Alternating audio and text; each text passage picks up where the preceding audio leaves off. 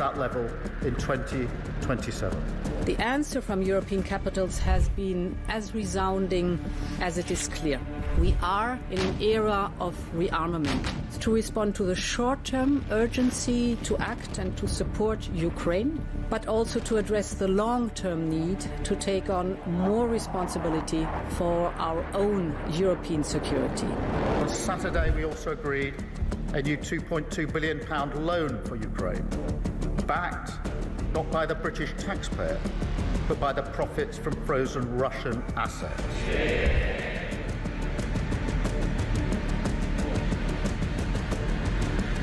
It is my pleasure to bring from His Majesty the King a letter. He sent his best wishes and his regards, of course, but he also asked me to bear this letter and bring it to you. So can I present the letter from the King to you? Thank you very much. Am I supposed to read it right now? Yeah, please do. I will do. I've got to tell him what your reaction is, so I need to know. I need to know. He is a great gentleman. A great, great gentleman. He said he thinks the war's going to go on for a long time, and he better not be right. Well, I just think he should be more appreciative, because this country has stuck with them through thick and thin. We've given them much more than Europe, and Europe should have given more than us, because as you know, that's right there, that's the border. What kind of diplomacy, JD, you are speaking about? What do you mean? I'm talking about the kind of diplomacy that's going to end the destruction of your country. Yes, but if you are not Mr. President, with respect, I think it's disrespectful for you to come into the Oval Office and try to litigate this in front of the American media. You're gambling with the lives of millions of people. You're gambling with World War III. You're gambling with World War III.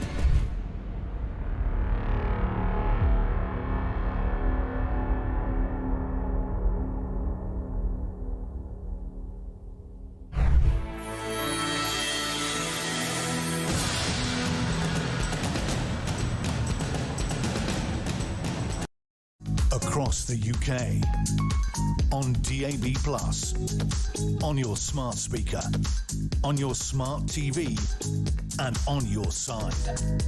This is Talk.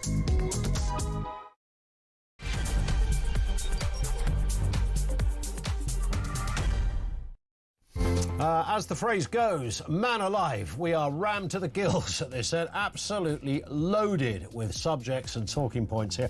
As you'll be aware, people from all over the UK joined Unite the Kingdom protest, proudly displaying Union flags, St George's Cross. Elon Musk delivered a powerful message via video warning, fight back or die, urging attendees to resist the establishment's grip on freedom.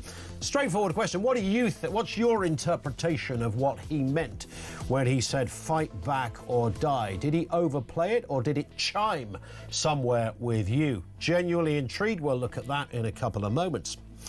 Also this afternoon, under the one-in, one-out deal, migrants are being deported to France on Air France flights this week. Nice. Despite record arrivals, only 100 will be removed, with legal challenges looming. Britain must act to defend its borders, of course, but is this the way to do it? No, is the answer. And as you heard in the last couple of hours, Conservative MP Danny Krueger has defected to Reform UK, declaring the Tory party is finished. Krueger is the first Conservative MP to join Farage's party since the election. We'll have more on that, the significance, and is he one of a flurry that's about to cross the floor, as it were. Everything you need to know. We'll bring you all the breaking news right here on Talk. 0344 499 1000. Fight back or die. What does that actually mean? We'll come to the details. By the way, the one thing I forgot to say when we came off air on Friday was that one of the biggest takeaways from the Unite the Kingdom march on Saturday will be the debate on how many people attended. I promise you, in 25 years of covering all sorts of marches and protests, I don't think there's ever been a time when people have agreed on how many people showed up to the protest. The official figures usually come from the police. That is based pretty much on how many... It's something like this. How many officers are deployed over a certain amount of territory throughout the route of the march? And then, along with the aerial photography, they make an estimate based on that. And every time there's been one of these protests, the police give one number, and those that organised it give another number, tripling it. quadrupling it, timesing it by 20. Whether you're looking at the Stop the War Coalition, that was the biggest march in UK history, Black Lives Matter, Just Stop Oil, the pro-fox hunting, was that 1998 or something? I think that was the second biggest march. It doesn't matter which one it is, there's always that discrepancy. Either way, and it doesn't matter, if you had 150,000, 200,000 people at a march, that's a shed load of people turning up to support a cause. And what's fascinating about a cause like Unite the Kingdom is, and I think this is fair territory, I had a couple of mates went along on Saturday, said it was, one described it as the most incredible thing he'd ever been to. He said it was just to see so many people with a commonality and people behaving nicely, and you will be aware that although some areas of the media are kind of, I mean, it's quite extraordinary, isn't it? You'd have seen that little chart that's out there on social media, you know, Notting Hill arrests compared, knife crime, sexual assault, assaults on police, compared to what happened on Saturday. You get 250,000 people in one place, and there's 26 arrests. I would say, the old Bill would say, that's a good day at the office. Far fewer than you get at Notting Hill Carnival, by the way. I know they're not direct equivalencies, but you take the point. It's a lot of people to turn out for a cause. And, of course, the other big takeaway at the weekend was Elon Musk, the world's richest man, appeared via video link, telling the crowd, and here's exactly what he said. In fact, I think we can hear what he said. Let's have it's easier to come from his mouth, actually. This is what Mr. Musk told tens and tens and tens of thousands of people on Saturday. Whether you choose violence or not, violence is coming to you. You either fight back or you die. You either fight back or you die. And that's the truth. And by the way, if you factor in people that were watching, I think there was a live stream of that, you're probably looking at a few million people that either attended virtually or in person. So that's what he said, and it jumped out at me. There was a couple of things that jump out. You know, you are the media now. I don't even know what the hell that means. Is that anyone that attends a protest? Was it just that specific protest? Does it apply to the people who went to the counter-protest? Are they the media now? Is it anyone on social media? What's that? I hear lots of people say this. We are the media now. Who is that referring to specifically? But let's dwell on the Elon Musk point here. You are in a fundamental situation where you choose violence or whether you... Let me start that again. You are in a fundamental situation here. Whether you choose violence or not, violence is coming to you. You either fight back or you die. That's the truth. What does that mean? I think it might mean, much like perhaps the march itself. I think if you could interview every single person that attended on Saturday, there wouldn't be just one reason why people went.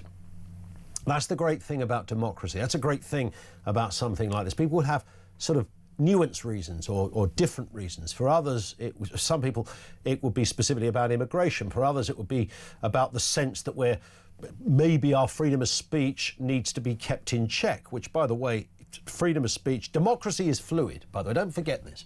Democracy it always needs checking, and we should always have our eyes on what governments are doing. Yes, we need to get rid of daft laws where people are arrested or imprisoned for silly stuff, often for having an opinion or having a row with somebody on Facebook. We need a sense that our government are on our side. I think that would be a good reason, a sense that there's a divorcing from the people and the government, or a sense that when it comes to migrant hotels, for example, if you can't get a house in your neck of the woods, a matey who just rode across the channel is put up in a 4-star hotel. There's nothing wrong with being irked by that, by the way. That's a completely reasonable position. So it might mean that to some people. Fight back or die, is that a metaphor? Is it, I don't think die realistically.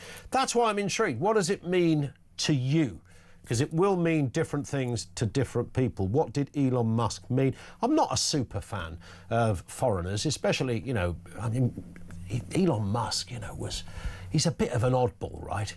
I'm kind of more Team Trump than Team Musk in that little battle that they had. But, he's a big voice. He's entitled to an opinion. He's entitled to an opinion on all sorts of things. Depending on where you sit politically, of course, will allow you to decide whether you think a foreign voice is allowed to intervene. In this case, it was Musk. Make of that what you will. That, to me, wasn't the biggest factor on what happened on Saturday. But what he said did resonate, and I think it's important we have a chat about it. 0344 499 1000. What did Elon Musk mean when he said fight back or die? Let's get a word on this story. And, of course, the other big stories of the day. Callum Price, Director of Communications at the Institute for Economic Affairs, is back with us. Callum, good afternoon to you. Good afternoon, Ian. How are you doing? All good, thank you. Great to have you with us. Let's start on that story then. The thousands, hundreds of thousands, depending on who you listen to. It was either millions or it was... actually, I think the BBC, oddly, were one of the few places that actually said... it was the first place I saw this march covered, which isn't something you normally say. In fact, as I'm sure you know, Callum, broadcasters tend to shun away from covering any kind of protest, whatever angle it is, unless there's a very specific reason or it's that big they can't really avoid it. But this particular one, the BBC did say, I think, over 150,000 people attended. And, of course, there was, people proudly waving flags. Elon Musk addressing the crowd via video link. Let's have I played it just a second ago, but I think it's worth having another listen to what Mr. Musk said to all of those people, both those that were there and those that were watching virtually on Saturday. Here it is. Whether you choose violence or not, violence is coming to you. You either fight back or you die. You either fight back or you die. And that's the truth. He says that's the truth. He's no stranger to a bit of hyperbole, Callum. What did you make, firstly, of the entire scene of the protests or the marches, whatever you want to call it, and, of course, specifically Mr. Musk's comments? I think on the whole protest, it was quite something to behold, wasn't it? I mean, the numbers are vast. Whichever one you want to land on as being the truth, it's a big number. Yep. And the amount of flags being waved, etc. It looked like quite a large and quite a seismic event. You touched on it a moment ago, but it's up for debate exactly what the protest was about. I'm sure there were thousands of different reasons in there, but many of them will come under the same themes, feeling like the government's not on their side in the broadest sense, to specific concerns about things like freedom of speech and the control over our borders and the amount of legal migration and the way the courts behave, etc., etc. There is that general sense. This feels like an outpouring of that general sense that Britain isn't necessarily working like we would expect it to, but not one very specific reason why that might be. It's not they're not protesting a particular war or a particular bit of legislation, for example.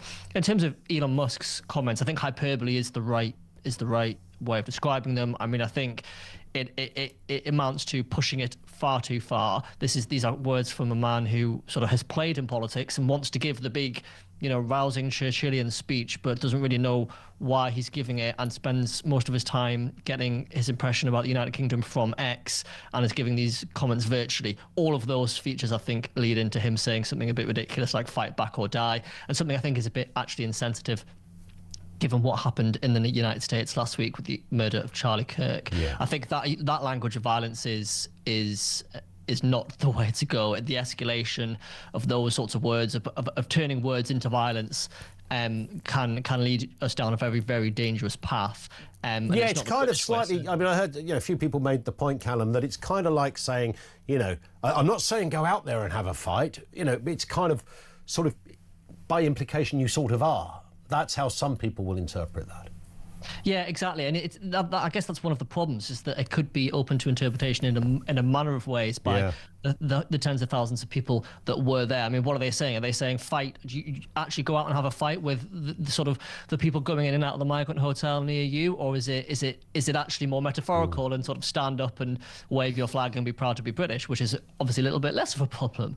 But the fact that it is ambiguous is a problem in itself, and I think maybe what Elon meant, to be really, really charitable, would be to wave your flag, be proud to be British, moan to your government when they are doing things you don't agree with, which is absolutely reasonable. But I think the use of violent language, especially at the moment, is irresponsible. I also wonder, Callum, whether Keir Starmer has kind of given up the idea of trying to chase the right-wing vote or the reform vote. Given his words on this, he talked about the UK will not surrender its flag to those who wish to use it as a symbol of violence, fear and division. He said people have the right to peacefully protest, but we will not stand for assaults on our police officers doing their job. I mean, the amount of arrests was so small, nobody will defend somebody doing bad things. In comparison, I mean, look at how many people were there. A handful of arrests, far more arrests at the Notting Hill Carnival. I know it's not quite the same thing, but I'd never heard Keir Starmer say we will not stand for people, you know, attacking our police or radical forces, whoever they may be. And so he's clearly thinking, I would imagine, look, there's no point in trying to placate this. All of those people at that rally are never going to vote for me again if they did in the first place. So I might as well just try and harvest the left-wing vote who will probably agree with him on this. Potentially. I mean, I think arguably one of the mistakes that Elon Musk has made in using that violent language is he's given cover for people to write off the whole protest as being a violent affair. But as you mentioned, the arrests were relatively low, 25, 26, I think, for over 100,000 people are quite good numbers. And there's definitely an element of newspaper editors and politicians of a certain persuasion would have known the story that they would want to talk about going into this protest before it happened, and it was going to be find the thugs who are getting arrested and call it violent. I don't think that's a fair way to paint it. And if Keir Starmer wants to paint it like that, then he will maybe feel the pinch of that at the ballot box. Indeed. But actually, I agree with Starmer's point that you do not want to surrender the flag to that crowd, if you like. It's quite good that he's saying, actually, no, this is our flag as well. I'm proud to be British. That's what a lot of these people may have been protesting. Why can we fly a Palestine flag but not a United Kingdom flag? Yeah. And actually, the Prime Minister standing up and saying, no, this is still a great country. Look, we may have our problems, and he won't say this bit, but some of those problems may be down to him. But still, we are still a great country, and I'm not going to cede this ground, this Pride in Britain ground, to the right, the violence, whatever, however he wants to. So that particular contingent of the protest, yeah I get it. Let's move to this story, Callum, just so we can get as many of these in as we can. The small boat migrants will finally face deportation to France this week, apparently, under the one-in, one-out deal, which is an incredibly amazing brainwave of a policy from this government. The disgraced former MP... we can call it that. MP Jackie Smith spoke this morning on Sky News, yet still wouldn't give over any details on numbers regarding the returns. Let's have a listen. How many will leave this week?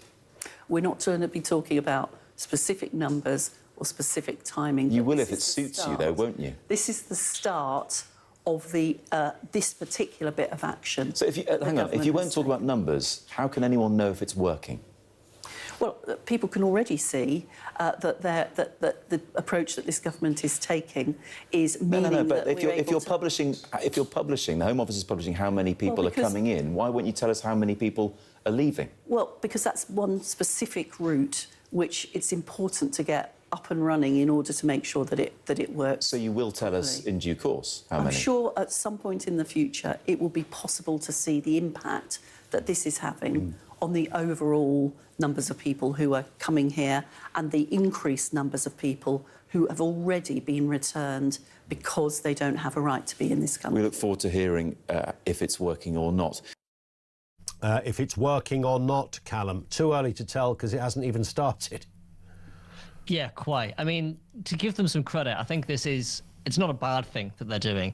And at the very least, they will remove a certain amount of people. The 2 points of judgment that we can assess this on are in the immediate term, the immediate few weeks. What are the numbers that you actually managed to send back in return for others, and how much do the legal processes get in the way of that? But then the number that matters, the only number that really matters is the amount of people coming over on small boats. And if the deterrent works, then we will see a tapering off of the steep increase in that number that we've seen over the past 12 months. If not, then the programme isn't working, and as many as you return or not return, if it's not having an impact on the amount of people coming over, then it's not working, and that's the thing that matters. Indeed. We're going to take a short pause. Callum, stay with us. Callum Price, Director of Communications at the IEA. Over to you as well, 0344 499 1000. That's where you'll find us. Coming up on 1:20 past, this is Talk.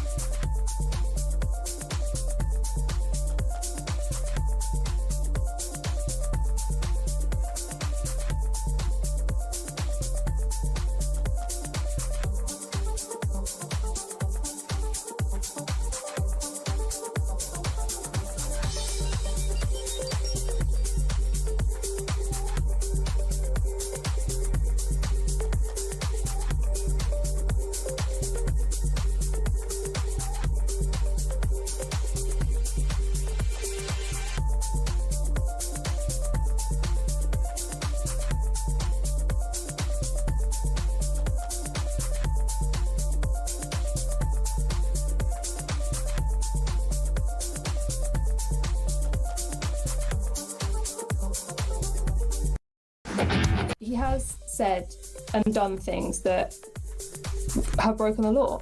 And I do believe in forgiveness and repentance. He's done his time. That means that he gets at least legally a clean slate. And I think that means that, particularly where he's demonstrated contrition, and he's admitted to all his many faults. It doesn't mean that we can simply throw the baby out with the bathwater with this guy, because he's always acting from a place of emotional integrity.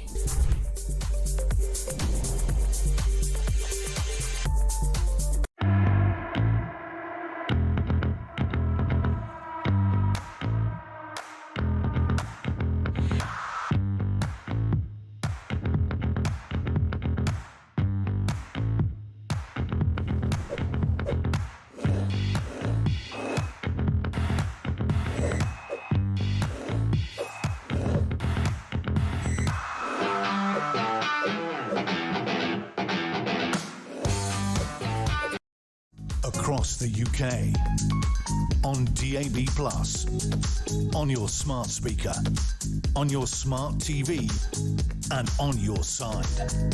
This is Talk.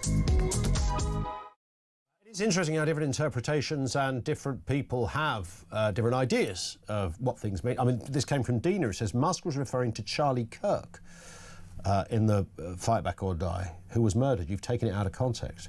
Well, two things. We haven't taken anything out of context because we don't know what it means. We're asking the question, what does it mean? I've not heard a single person suggest that that refers to Charlie Kirk, who you could argue did fight back but died. I don't know if that could be your take on that. But I've not had anybody make the point that it was I sense that this was just about British democracy, and there is, as some people see it, a threat to our democracy, whether it's free speech or freedom of expression, immigration, etc. And if you don't fight back, essentially your country dies. You lose everything. That's as near as I can get to it. We're talking through the big stories of the day. We have Callum Price with us, Director of Communications at the IEA. Let's move to this story. Callum, the confidential Met Police review recommending routinely arming of officers with semi-automatic pistols to combat knife crimes. Is that a good idea? I'm going to sit on the fence a little bit here. What I'm thinking about this, it makes me nervous, first and foremost. This would be a big departure for how the United Kingdom has policed since the days of Robert Peel, when he was Home Secretary in the 1800s, policing by consent, sort of policing with the public rather than sort of by coercion. Using weapons would have, I expect, all manner of sort of concerning consequences and knock-on effects. How would the sort of criminal underworld, if you like, react to that? Would there be a proliferation of weapons on the other side in response? What would happen if guns fell into the wrong hands? What would happen? How would it affect the police on the front line? How often would they actually be able to use them? What sort of burden would that put on them? There's lots and lots of unanswered questions, but it's a reasonable question to ask when we see. Every time we see a story about a police officer being attacked or being assaulted, especially in London, it does raise serious concerns, and you want those police officers to be protected and to be able to enforce the law as robustly as possible. I mean, I think it's first and foremost really important that they have access to the things that they already do or should have access to, things like batons, but also tasers.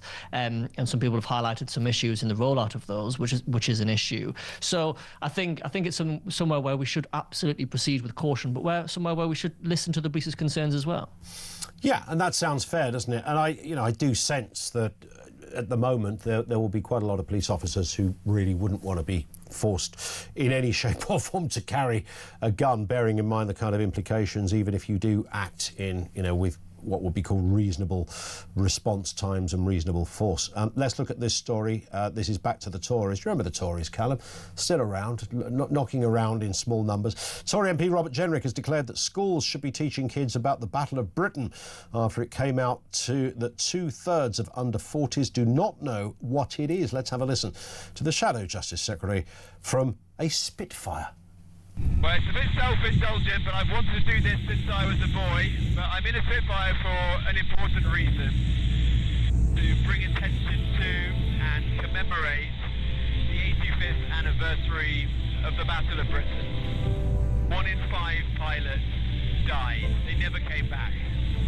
Many more were seriously injured. But At one stage, the life expectancy of a Spitfire pilot was 6 weeks. Yeah, profound stuff. I mean, I think he's probably got a point, Callum, hasn't he? I mean, all these kind of areas, totemic parts of our story should be taught in schools. Yeah, he's definitely got a point. It's really, really important that, you know, we say once a year, the 11th of November, lest we forget the sort of sacrifice that everybody that died for our country in World War I and World War II and elsewhere, and how important that is. And learning these lessons about the valiant acts of individual people and the few, as they're known, in the Battle of Britain, is super important. And we never, because we haven't met anything of that scale in generations. Yeah. And it's easy to just sort of to let that recede into the annals of history. But actually remembering what those people did and why it mattered and what the effects of that, and that's why we're here today in this liberal democracy that we are, and it is thanks to those. So it is really, really important that people know that. I mean, I'm a little bit skeptical of top-down control of the curriculum from central government on a more policy perspective, but there are other ways of teaching kids about this stuff, be it through schools or, you know, proliferation of documentaries and things. I've learned much more history since leaving school and doing my own research and reading books and watching documentaries than I ever did in school anyway. Yeah, 100% on that one. And this, nearly a fifth of parents regret giving their kids a smartphone, with 20% doing so aged 11. I'm absolutely in this category of dilemma at the moment. Teachers report smartphones contribute to issues like sharing explicit content, aggression and a lack of focus in students. And I mentioned this last week, Callum. Our boy, who's 11, has just gone into secondary school. Obviously, I've never had this before, but a letter came round from the school after the Charlie Kirk shooting, warning parents that there was a pretty horrendous video clip doing the rounds, and for parents to be vigilant at that, which suggests perhaps that someone had shown it to somebody at school. All of those areas, I mean, it's an absolute minefield for parents. You know, you want your kids to have autonomy. It's also the 21st century. Smartphones and the like, you know, are also used, and tablets are used to do your homework on these days. I mean, it's not really a kind of luxury extra any longer, but it is a huge dilemma. Yeah, it's a massive dilemma. My wife and I are expecting our first child later this year, and you haven't bought your kid an iPhone already, have you? Is that what you're telling me? Not yet, but it is the thing that's sort of, it's one of the things that's really terrifying me about how to walk that path, because we can't, you know, you can't just get rid of smartphones. You can't wish them away. Correct. But also, if we didn't have them, the fears would be elsewhere, right? I'd be worried about, well, how will I ever know where my kid is, and how will I be able to get in contact with them? Fears that generations before had. So, yeah, it's something I'm not looking forward to, and it's almost an impossible line to walk, but it's about trying to balance the benefits alongside the risks. 100%. Callum, thank you very much indeed for that. Callum Price, Director of Communications at the IEA. Thank you to him. There's a lot to get into. There's loads of questions that come out of what happened on Saturday on the march. Is it a protest, a march? I mean, it's a sort of combination, a get-together of British people with, I would say, not one specific issue. Some had many, some had singular reasons for being there. For others, it was a good British day out, and there's nothing wrong with that. But one of the takeaway moments has been the Elon Musk comment, the fight back or die, as he said. I think this is put brilliantly, actually. From Neil, who says, I believe Elon Musk was simply saying, fight for your rights or you lose your country as we know it. I think that's probably the nearest it would get. This one in from Lisa in Northern Ireland, doesn't say where, says, Ian, I would like to know what the breakdown of arrests were on Saturday. Everyone is assuming it's all the Unite the Kingdom people. No mention of the counter-protest, says Lisa in Northern Ireland. That's a very good point, isn't it? That doesn't really get talked about. But the numbers are... whenever you say the number of arrests or the number of incidents was small, that's not to downplay someone who wants to throw a bottle at a copper's head. You know, slam those people in the chiller for 20 years for all I care. But it is relevant to the debate of how well or how peaceful something was. And this, by any measure, the amount of arrests barely registers given how many people were there, for God's sake. And certainly in comparison to other large gatherings, I know everybody keeps mentioning Notting Hill, which is not a direct equivalent, but it's certainly interesting to go, wow, there was also a situation where there were many, many people in one place.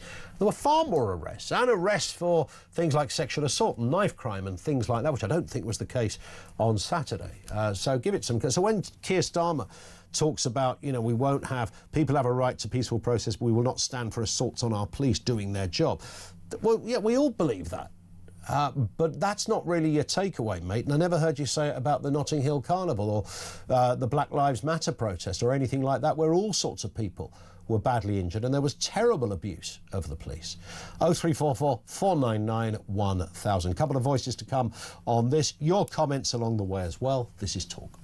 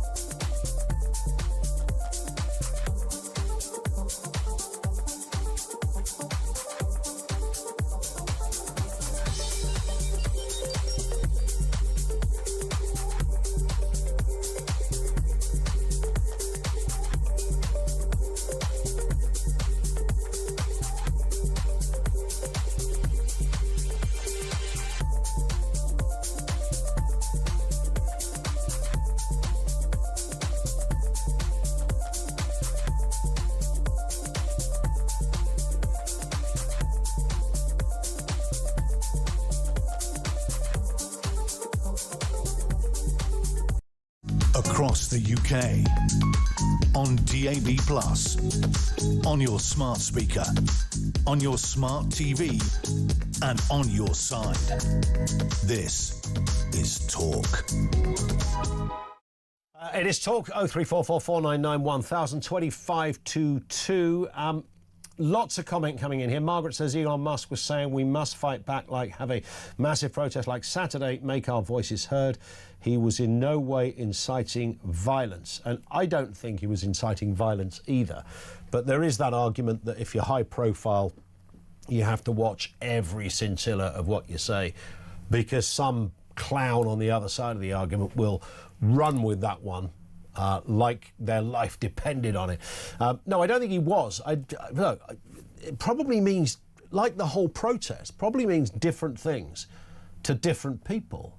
And to me, that was almost the beauty of what happened on Saturday. A mate of mine, I've mentioned him before, very much angered and animated by all of the things. He went along and described it as just the most incredible day, just the most incredible, peaceful day where people came together, a sense of real kind of British identity and real purpose.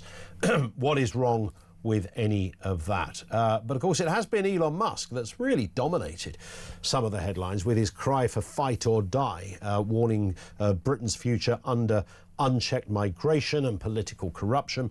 Patriots from all over the UK gathered to stand against mass uncontrolled immigration, the control over free speech and the government's hypocrisy. Musk called for action and a government overhaul, and that's rattled the establishment. But the question remains, what does Elon Musk mean by the phrase fight back or die? Let's have a reminder of what the American billionaire said on Saturday.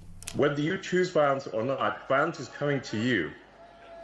You either fight back or you die. You either fight back or you die. And that's the truth. That is the truth. In a moment, we'll speak to Rakib Hassan, social policy analyst, on another angle of this whole story. First, Connor Tomlinson often helps us out with these kind of stories. Good afternoon to you, Connor. Good afternoon, Ian. I mean, people are banging on about numbers, 3 million, 200,000, 150,000. I mean, let's just settle on the fact it was an awful lot of people. It was rammed. And therefore, I think we can agree that this was a huge turnout by any measure. Yes, and so the fact that it was only, 25 arrests out of a fair few 100,000 to up to 1 million attendees, I think that's a good show all round, really. I think it speaks to how commendable that the people went on the march, conducted themselves, and the fact that they were of good character. And if I might say, it was nice to see London being recognisably English for once, because, as was pointed out back when we got the 2021 census data, the majority of our largest cities are not majority white British. And so the culture of our cities is heterogeneous and often unrecognisable in some areas. And so to have a very peaceful march of the people to whom this country belongs walk through its capital city is encouraging stuff. Yeah, and also, I mean, it'd be remiss of me not to mention the amount of people that actually weren't indigenous or necessarily white that joined in with the flag carrying and the whole event as well, which rather goes against the stereotype that Keir Starmer is trying to kind of promote. Yeah, okay, so Keir Starmer attempting to say that the flag should not be divisive. No, actually it is, because every flag shows that a country is the property of its majority people. Now, that does not preclude us from having a handful of people from other nations, cultures and backgrounds who we would like to welcome into our national tribe as our friends and families. Correct. However, that is a very small number, and the vast majority of people who are here who do not live among the indigenous population, who do not partake in our culture, were not invited. And so the people that were along are the people who have good relationships with the patriotic majority of their country, and they're welcome in the movement. The people who were protesting against it down the road with Stand Up to Racism, the Socialist Workers' Party, and some sort of Bangladeshi identitarian movement, they are not welcome. And if they don't like our flag being flown in our capital city, they should go elsewhere. Do you think when Keir Starmer made those comments, Connor, and he talked about, I mean, it just sounds a bit daft coming from Starmer when he says we will not surrender our flag. I mean, like, he gives a toss. There was that was my first sort of takeaway from that. But secondly, I wonder now, and I mentioned this to Callum Price a second ago, do you think Starmer's given up trying to chase the kind of... There was that moment where he was sort of trying to nip at the heels of reform and the like, very unsuccessfully, I should add. Do you think he's now thought, look, all those people that turned up on Saturday are never going to vote for me, so I might as well plant my flag to bring the flag metaphor back in. I might as well plant my flag firmly in almost the other side of this argument. Well, the moment that Morgan McSweeney isn't feeding Keir Starmer lines like he's Ron Burgundy and Anchorman, he just goes off script and on instinct. And bear in mind, Keir Starmer doesn't dream, so I doubt he has much of an internal monologue. However, Keir Starmer's reflexive contempt for the majority of this population was shown in the immediate aftermath of the Southport, when he got up and rather than show solidarity with the grieving families and the communities that had been ravaged by the savage attack committed by Axel Rueda-Cabana, he decided to disparage everyone concerned about this as far-right, illegitimate protesters, racists who will feel the full force of the law. So Keir Starmer lost the country quite some time ago, following his loveless landslip of an election, and I think he knows that his time is, much like Peter Mandelson's, running rapidly out.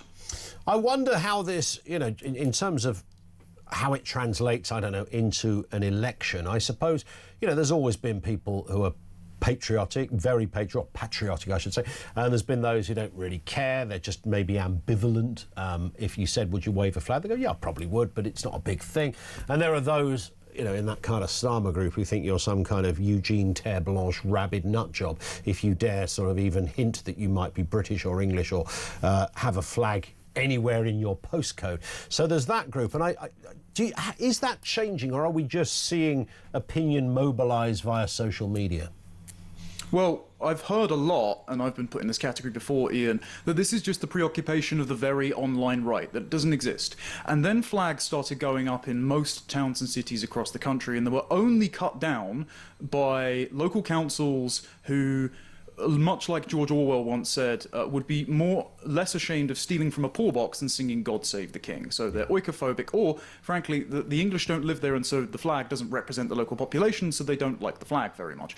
And so I think what's happening here, as you can see, with this mass demonstration, this largely peaceful demonstration, with the Raise the Colours campaign, with the growth of alternative media, including the likes of Talk, who got so much right during the lockdowns, for example, for which all hosts should be commended, is that for a long time, patriotic sentiment and the sensible concerns of the indigenous host majority have not been listened to. They have been suppressed, but that energy doesn't just dampen and die down. It has to go somewhere. And so we have taken to the streets in purely peaceful terms. We have taken to the airwaves, despite being suppressed, to make our concerns heard. And now what you're seeing, and this is might be slightly tangential, but illustrating the electoral power of this today was during Nigel Farage's press conference welcoming Danny Krueger as a defector to Reform UK.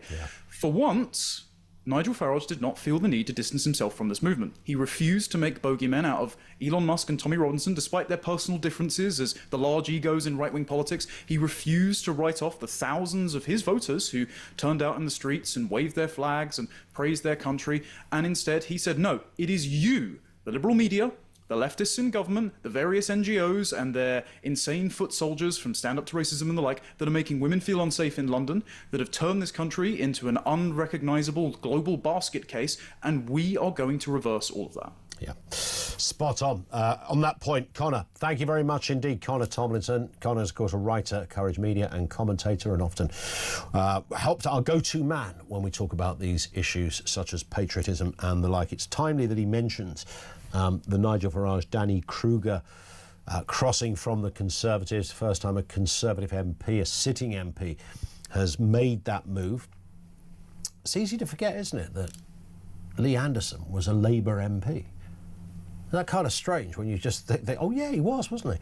But Mr. Krueger was, if you like, he was your absolute I think he wrote for David Cameron. I think he was David Cameron's speechwriter before he became an MP.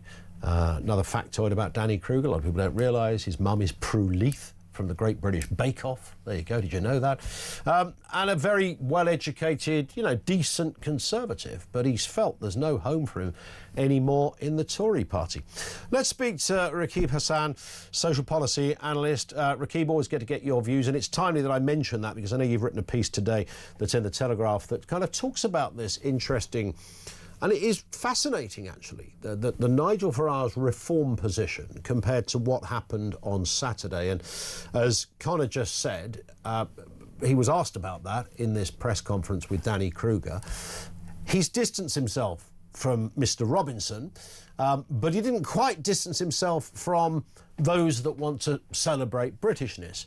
Clearly that would be suicide, political suicide for Mr. Farage. But he certainly isn't intending on getting up close and personal to this campaign at its roots. No, absolutely. And I think that that's shrewd positioning, in my view. Nigel Farage has had a long-standing policy of keeping his distance from Tommy Robinson. And I think that that's because Farage ultimately understands that if Reform UK was to win, or is looking to win, rather, a parliamentary majority, then it can't do that just through its own sort of rank and file, its own party base. It needs to reach out to sort of what I'd call middle class, small C Conservatives, and even your sort of middle of the road normies who aren't necessarily politically engaged, but they may have concerns in terms of the pace to which the country is changing, the amount of immigration that the country has experienced in recent times, and the small boats crisis as well. So I think what Farage is looking to do, he's trying to win a broad-based coalition. He's looking to build that in order to win a parliamentary majority in the future. And I think that if he feels that if he comes across as being too close, or rather associated or connected to Tommy Robinson. Now, Tommy Robinson, he has his fair share of fans. I mean, you can see that on social media platforms such as X. But I think that if you're talking about the wider public, I think that Nigel Farage is of the view that if he comes across as being connected to Tommy Robinson, that would actually do Reform UK more harm than good from an electoral point of view. Yeah, I sense that's clearly the calculation that Mr Farage has made. And then, of course, there's another spanner in the works here, isn't there? Because you have Ben Habib, who is getting endorsed by people like Tommy Robinson and others. I think Lawrence Fox as well. They've sort of suggested that that is the party, not Reform. That Ben's party is the one that you would find a more appropriate home. So there's now, this isn't just about a few opinions. This will become, and perhaps more so as we go to the next election, a battle between two different parties.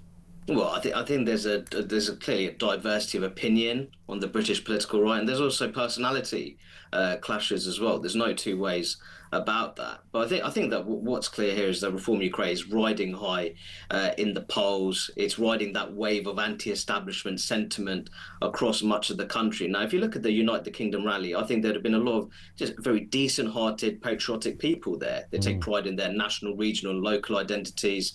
They're concerned about the pace of social change, maybe in their own local communities. We've experienced unprecedented levels of immigration in recent times. And there's very serious concerns over the small boats crisis, that the line between genuine refugee and economic migrant has become increasingly blurred. But I think that the point here to make is that Nigel Farage's positioning here is he knows that he has a lot of supporters who attended the rally. He just doesn't want to appear too close to the likes of Tommy Robinson and people who are closely associated with him. Yeah, I think it is exactly that. Listen, great to have you on, Rakib. Thank you. And I urge people to check out that column that Rakib wrote. Rakib Hassan wrote a piece in the Telegraph this morning about this interesting, and it's kind of, this comes under so many facets to the world we're currently living in that you couldn't have made up, really, that you'd end up with a situation where Nigel Farage has to sort of distance himself from a body that actually, whether you like Robinson or anyone else for that matter, is kind of irrelevant to this, and I'm sure Tommy would say the same thing. It's about what where your allegiances are and the like, and people, you don't have to love or like everybody, but this for Farage is clearly an area that he believes he's got to tread carefully. And now you throw Ben Habib into the equation. He's the leader of Advance UK. He took a centre stage on Saturday, got a bit of a sing-along going about Keir Starmer and his, I don't even know how to say that. I can't say. I can use the word anchor, can't I? He got that one going, which I didn't really expect, actually. That was a bit of a surprise moment. A bit of a sing-along. I expected maybe a bit of Any Old Iron or Knees Up Mother Brown, maybe. Not Keir Starmer's, but it made me chuckle. Nonetheless, that's clearly what Farage is now up against, because he's not just dealing with the core, if you like, of that particular protest, and there will be others. He's now looking at a political enemy. I say that in terms of, if there was an election, he would be someone he was urging people not to vote for me, not him.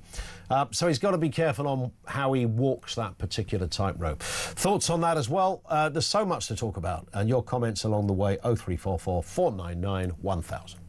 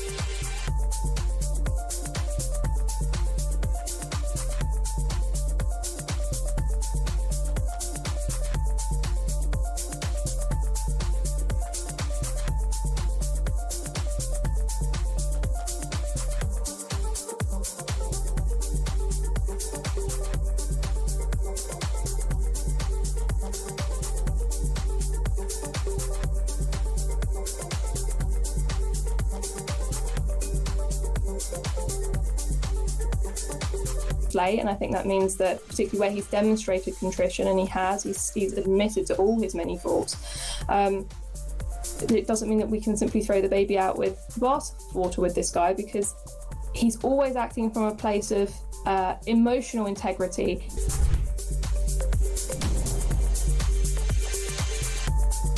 If you're going to call yesterday's march far right, and I'm happy to have that conversation whether it is or isn't far right, but if you're going to do that, then stand up to racism is far left.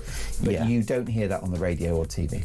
Yeah, that's exactly right. And that's what they are. This is all about shaping a particular narrative, and the difference now, as opposed to 2 years ago, 3 years ago, 5 years ago, is that people are seeing through those blatant attempts to try and create this false narrative. Across the UK, on DAB+, on your smart speaker, on your smart TV, and on your side. This is Talk. Lots to get through. This one comes in from Mark in Norfolk, who says Farage dictates the agenda for the week by setting it every Monday, and a minister resigns on a Friday.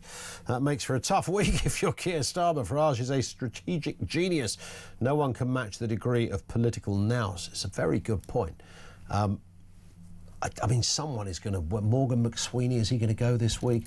There was a great tweet by James Cleverly, former Foreign Secretary, of course, who explained what advice you get as Foreign Secretary from all of the various very senior experienced people who work in that department on employing an ambassador.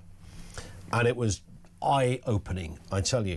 Mike in Denby says, I'm a former police officer. I was there on Saturday. What a proud day. Loved it. I would say there were anywhere between 150 and 200,000 there. Totally impossible to know when you're on the ground, but based on other protests, many of which I policed, that's what I would suggest. Another Mark says, loved Connor, spot on common sense all the way. I was in London on Saturday. 150,000 is a joke, at least 1 million. I mean, we can get tied down with now. 1 million people would mean 1 in every 50 Brits was there. That might seem an awful lot. I mean, it doesn't matter. There were a lot of people there and a big, big spirit. And I think a big fat message to the government as well. Mark's in Lincolnshire. That's the third Mark now. Mark, how you doing? Hiya there, Ian, mate. Hiya. How you doing? All right. Yeah, not so bad. Yourself? Good, thank you. Yeah, fire away. What have you got for us? Yeah, the march on Saturday, there was only 10 people there, man. It was crap, really. But I thought it was 9. Yeah, well, you might be right. Go on, I'll give you that. All right, fire away. Yeah, what I was going to say, I mean, Connor was on fire today, which was good to hear. Yeah. I just wanted to really quickly just mention one thing from the subsequent guest you had on. Was it Rakib, wasn't it? That's right, yeah. Yeah, he mentioned something. I hear this all the time, and it really drives me nuts because people don't seem to understand this point. He mentioned people are concerned about the rate of demographic change.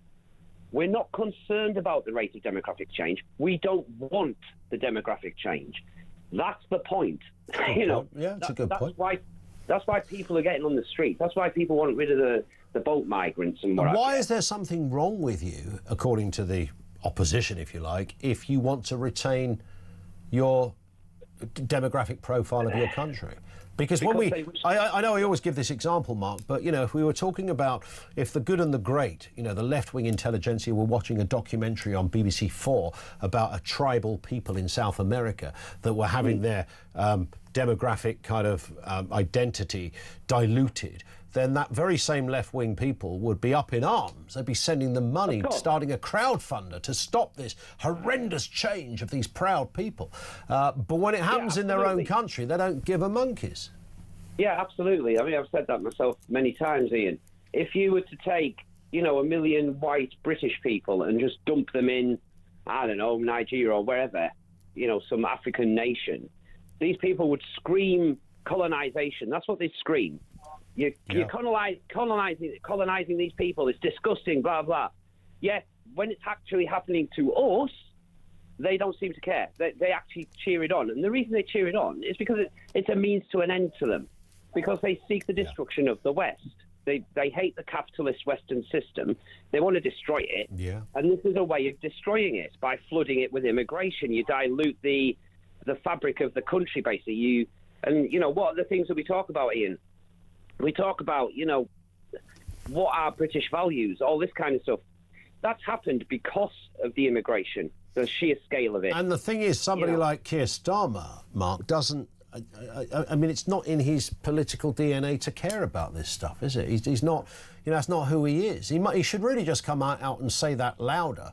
I mean, at least Sadiq Khan bangs on about diversity is our strength. I mean, at least he's honest about it. That's his position. He might be nuts, but that's his position. Starmer might as well say the same thing, because let's be honest, that's his position as well. Yeah, absolutely. I mean, you know, the left wing, I think, you know, going on to what Elon Musk said, I think he's right in what he was saying. I think he's tapping into the Charlie Kirk thing, you know, the after effects of that. And it's the realisation among the right that, you know, our tolerance for their nastiness, for their, you know, dehumanising language, etc., has run out. We're sick of it. We've had enough of this now. Yep. Now, my own personal thing, you know, we've had a lot of talk about civil wars and all this kind of stuff. There's not going to be a civil war. There will not. Well, there will be eventually, but it's not going to happen until Reform's taken office. Okay, because what will happen is people will hold out until Reform get office. They'll realise that Nigel isn't going to do what they think he's going to do, and that's when it'll kick off, because they'll have no option at that point. That's going to be the tricky thing, isn't it, for Reform? Listen, I've got to move, Mark, for no other reason than we're about to hit the news, but I think you're right. I was thinking about this a little earlier. How long, you know, do you remember when there was all the kind of almost frenzied euphoria about Boris Johnson becoming... How weird does that sound now, saying that out loud? About Boris Johnson becoming the Prime Minister. Wow, this man's going to save us. And it always struck me as slightly odd, because you didn't have to delve very deeply into Boris Johnson's backstory and his kind of voting record and the kind of columns he'd written to know that he was very much a kind of pro-immigration centrist MP. If you'd gone out on the streets or even in Westminster anywhere and said, think of a right-wing Conservative, you'd have to have gone through hundreds of names before you ever got to Boris Johnson, ever. So it was always a bit surprising to me that he suddenly became this sort of totemic lovey of the right, particularly after Brexit, etc. And we know how that went in the end. And, you know, Reform will be aware of that little bear trap that's waiting for them. But how long would you give them in government before, you know, they're going to try and unpick an establishment of decades. So you've got to give them a bit of time. 03444991000. What did Elon Musk mean by fight back or die? And your comments on Saturday and beyond. Our lines are open. This is Talk. Let's get the news at 2.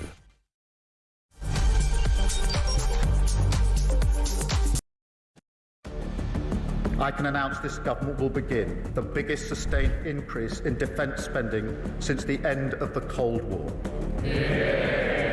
We will deliver our commitment to spend 2.5% of GDP on defence, but we will bring it forward so we reach that level in 2027. The answer from European capitals has been as resounding as it is clear.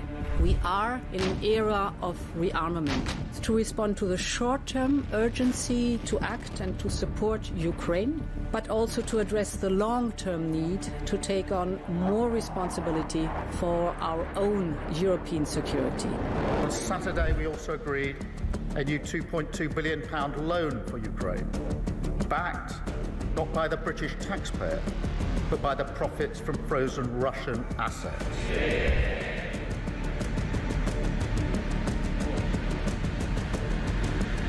It is my pleasure to bring from His Majesty the King a letter. He sends his best wishes and his regards, of course, but he also asked me to bear this letter and bring it to you. So can I present the letter from the King to you? Thank you very much. Am I supposed to read it right now? Yeah, please do. I will do. I've got to tell him what your reaction is, so I need to know. I need to know. He is a great gentleman. A great, great gentleman. He said he thinks the war's going to go on for a long time, and he better not be right. Well, I just think he should be more appreciative, because this country has stuck with them through thick and thin. We've given them much more than Europe, and Europe should have given more than us, because as you know, that's right there, that's the border. What kind of diplomacy, JD, you are speaking about? What do you mean? I'm talking about the kind of diplomacy that's going to end the destruction of your country. Yes, but if you Mr. are not President, strong... Mr. President, with respect, I think it's disrespectful for you to come into the Oval Office and try to litigate this in front of the American media. You're gambling with the lives of millions of people. You're gambling with World War III. You're gambling with World War III.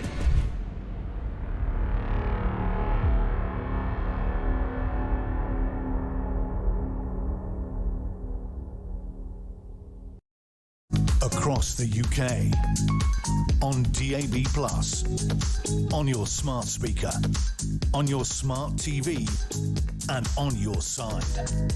This is Talk.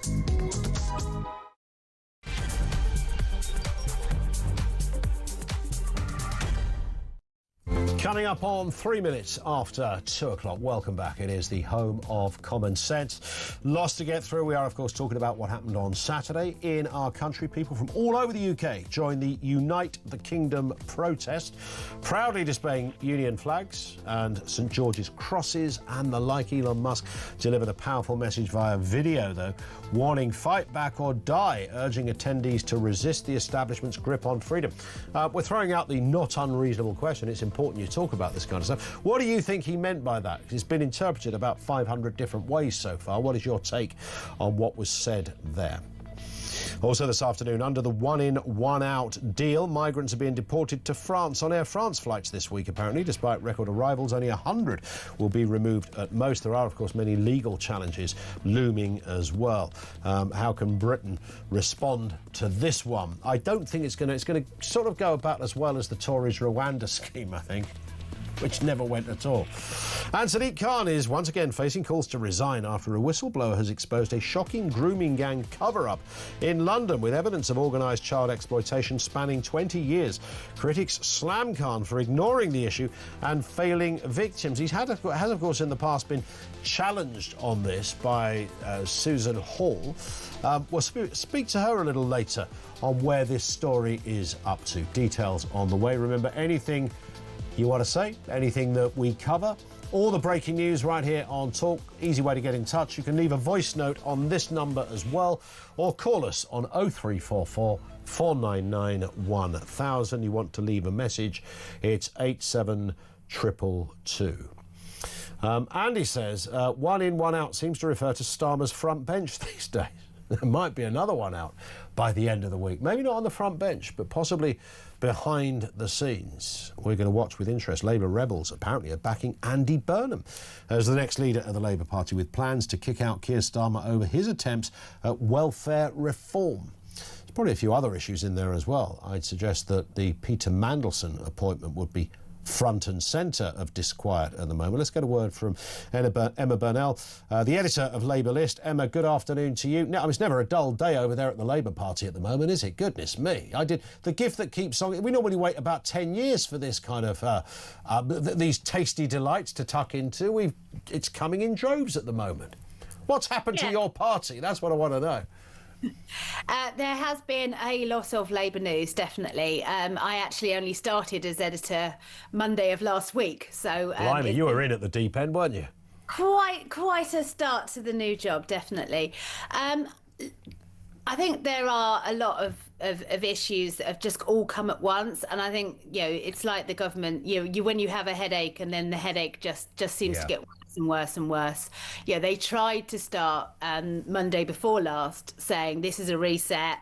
We're going to be moving into the delivery phase. It's all about delivering on the legislation that we're passing, and unfortunately, that's what they wanted to talk about, and we haven't mentioned that when discussing.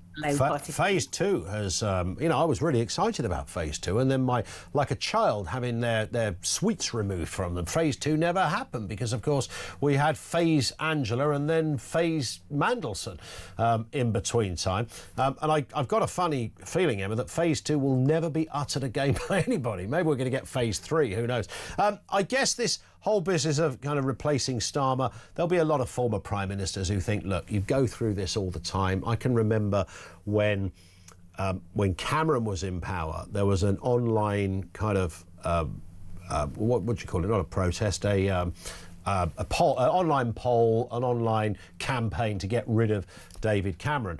And he got about 150,000 signatures. And I can remember a woman screaming at me, and she was a Conservative, saying, you know, do you not understand? David will be gone by the end of the week. And I said, what, because of a poll on Twitter?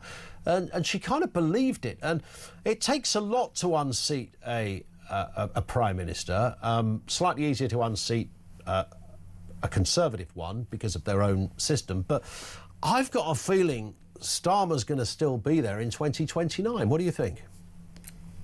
I think that's probably the likelihood, but I think it feels maybe less likely than it did. He's got a lot of work to build bridges with his party and with the electorate.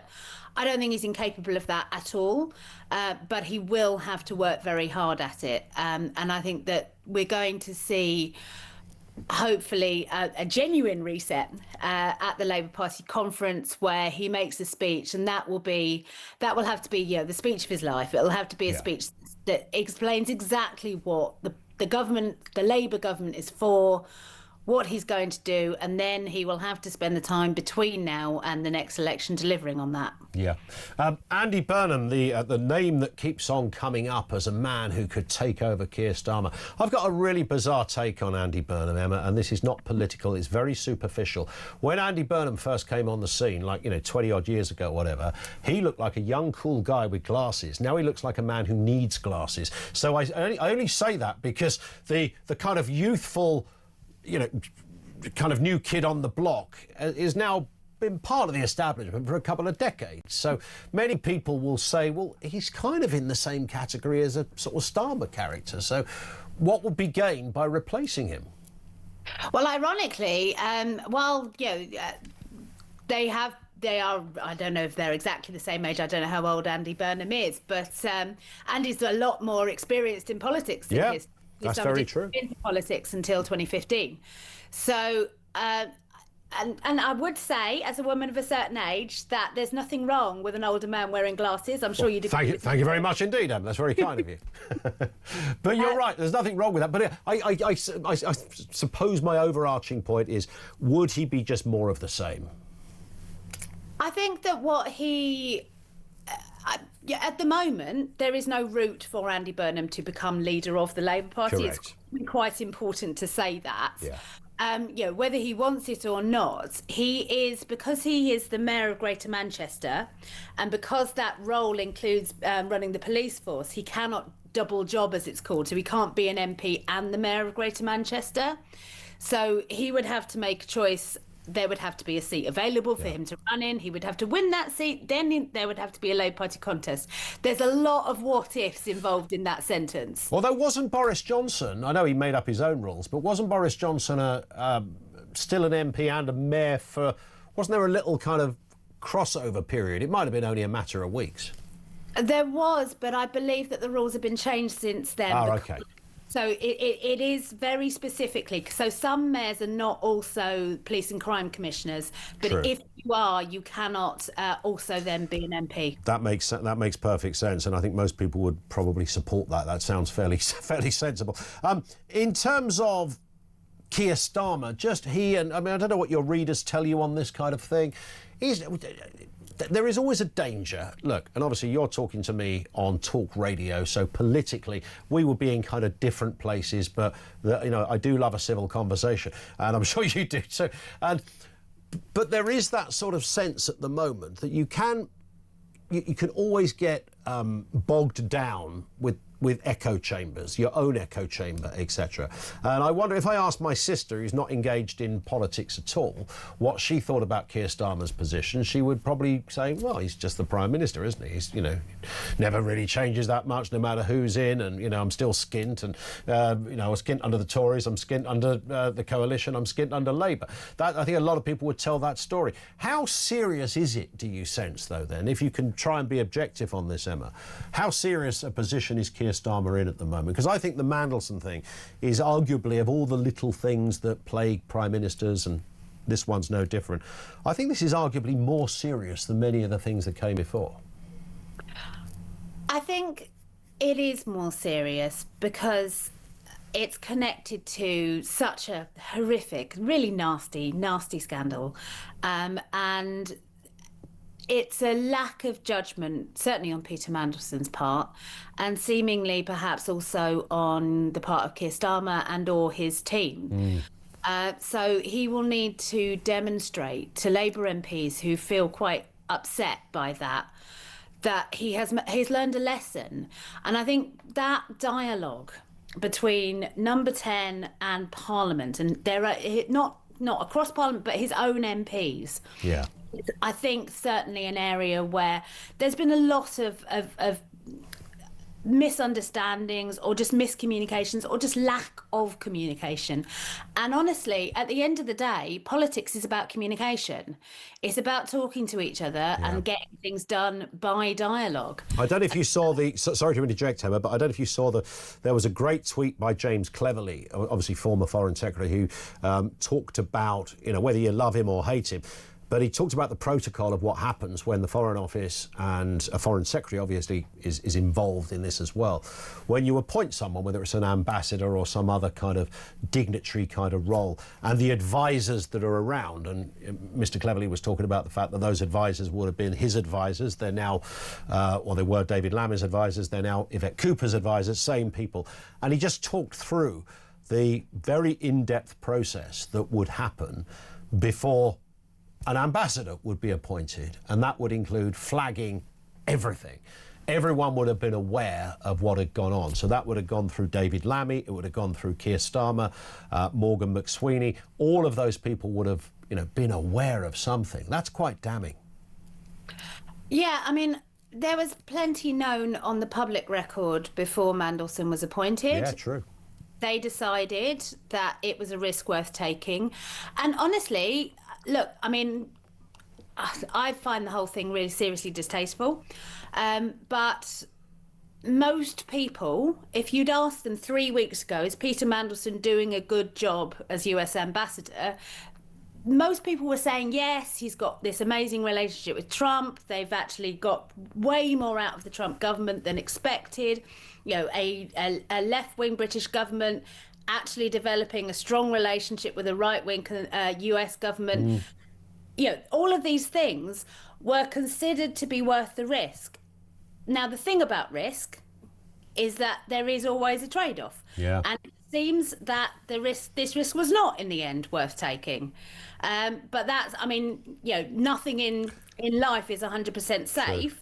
But it was a definite risk, and possibly a risk too far. Yeah, I wonder whether I think Starmer was probably seduced by a couple of things: the fact that he knew the Americans were quite like Peter Mandelson, but also perhaps politically it was good for his brand to think he'd employed an absolute arch Blairite into a fairly significant role. Maybe that was just too good to turn down. But of course it's all blown up. Emma, we've got to stop there. But thank you. Great speaking, by the way. Emma Burnell is the editor of Labour List with us on the programme. I think he's pretty honest as well about the position of Keir Starmer. Let's go to Andrew in Hertfordshire. Back to that fight back or die comment from Elon Musk. What have you got for us, Andrew? Good afternoon. Good afternoon. March gets ever closer. Yeah, I know. Now... Yes. It could be 2029, though, as I was just surmising. If you look at it realistically, if you look at Nike, Just Do It, if you look at Trump, Make America Great Again, what Tommy Robinson gives Musk was the interview with Joe Rogan, which nearly broke the internet. There were so many people viewed it. So what Musk needs is eyeballs for his platform, and he just gave Robinson a slogan. And so if you look at the deeper picture, he's just feeding him lines so he can get more people on his platform. And the Robinson thing is interesting in that the majority of people who are there are the most dangerous people in the electorate. Dangerous in what sense? Dangerous as in pivotal to what happens in an election? Yeah, because the majority of them are people that have never voted before or haven't voted for over 20 years.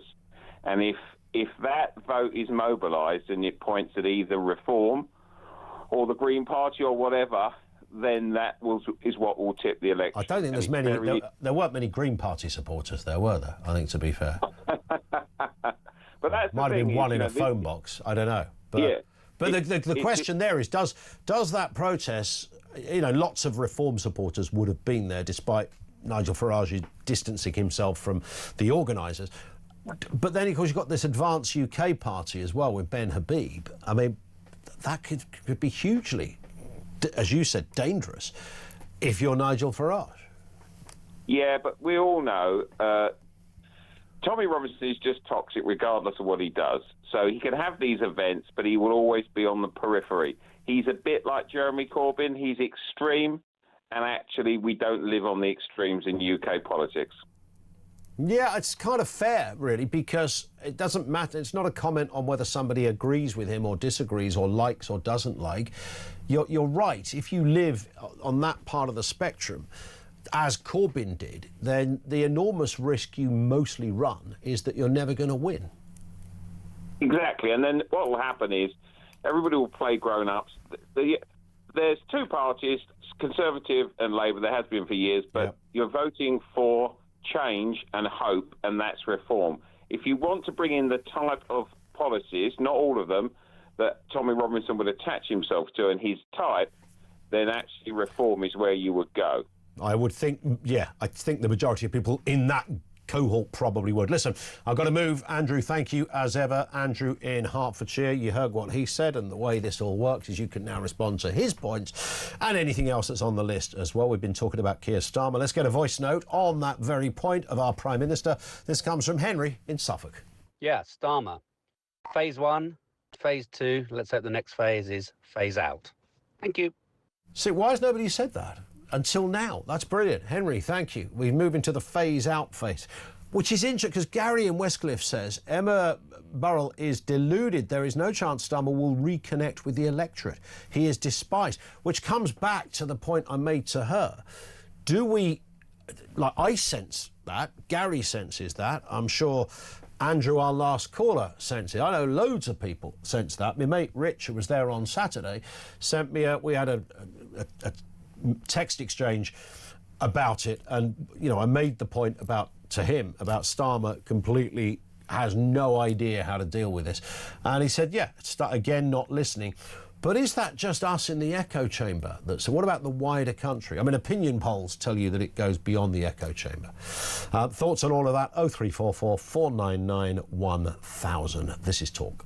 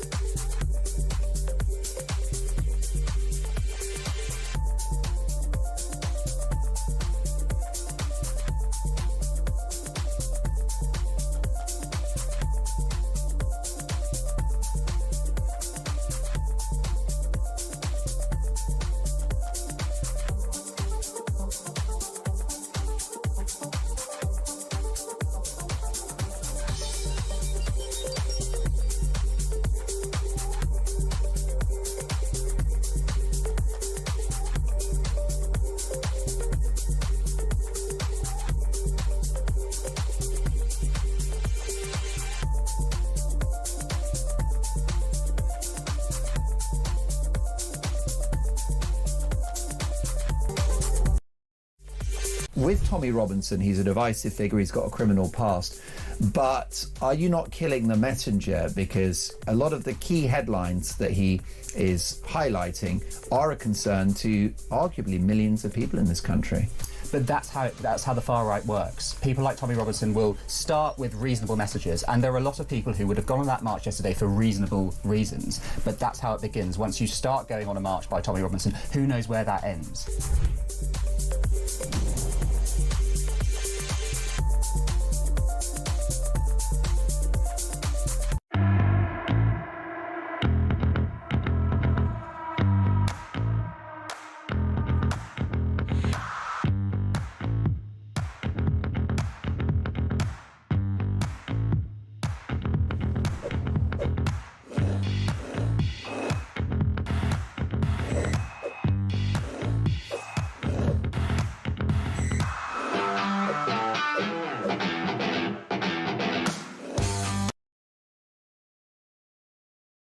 Across the UK, on DAB+, on your smart speaker, on your smart TV, and on your side. This is Talk. This is Talk. We've just responded to this one as well. Somebody called Seriously Come On says, Ian Collins thinks there's only 50 million folk in the UK. No, if you look at the adult population of the UK, we were talking about how many people attend marches. Some interesting data I found on this earlier, which I'll come to, about a different march altogether. If 3 million people attended a march, then you would be looking at something of the region of 1 in 17 of the UK population. 1 in 17. There's around about 54 million adults in the UK. About 75 million people, but adults. There's even some discrepancy on that. If 1 million people went, then you'd be looking at 1 in 54 people in the UK went to a march. Again, I said this earlier, it's fascinating when you look at the number crunching of marches, how many people attend a march and how many people, the police say, attend a march. And it also depends. We are funny creatures, humans. It also depends on where you sit politically on the march. So the biggest CND demonstration, the Campaign for Nuclear Disarmament, was in October 1983. October 83. On the day, it was claimed that 250,000 people attended. That was massive at the time, probably one of the biggest. That was then upgraded to 400,000 people. Only when the result of an aerial survey became known was the exaggeration finally proved. The real total was 98,900. So the left were going absolutely nuts, going, look. I mean, Jeremy Corbyn would have been there. I promise you he would have been there. I don't even know that for a fact. I'm going to tell you he would have been there. Many others of a similar kind of political persuasion. And then it goes the other way as well on this one. When the Pro-Countryside Alliance, I can't remember what they were called, was it the Pro? It was the sort of campaign against the banning of fox hunting. So it was people who were sort of on the right. And it was suggested by somebody that, I can't remember who, was it the police, said 100,000 people were there, and I think the actual figure was something like 600,000 or something of that nature. You can never quite get it right. But the one thing you have to agree on is that it's a shed, I'm being careful, a shed load of people turned up on Saturday. 150,000, 200,000, whatever it happened to be. They are the more realistic figures. If you look at a field of Glastonbury and how many people are gathered in it, and it's absolutely rammed to the... You look at the site, acres and acres and acres. These are big fields. There's no roads or anything like that. It's massive, and you often discover that that's, 250,000 people. You think, wow, it looks like millions that are in that crowd. But let's all agree that it's... Because there's always going to be this... until AI can just simply go, that's how many people are in a photo, then what happened on Saturday was unbelievable, I think, in terms of the amount of people that showed up. It was incredible. No government should really ignore that because the numbers were sizable. And the other thing, just to add, which is the game changer of protests, is that I think it was live streamed.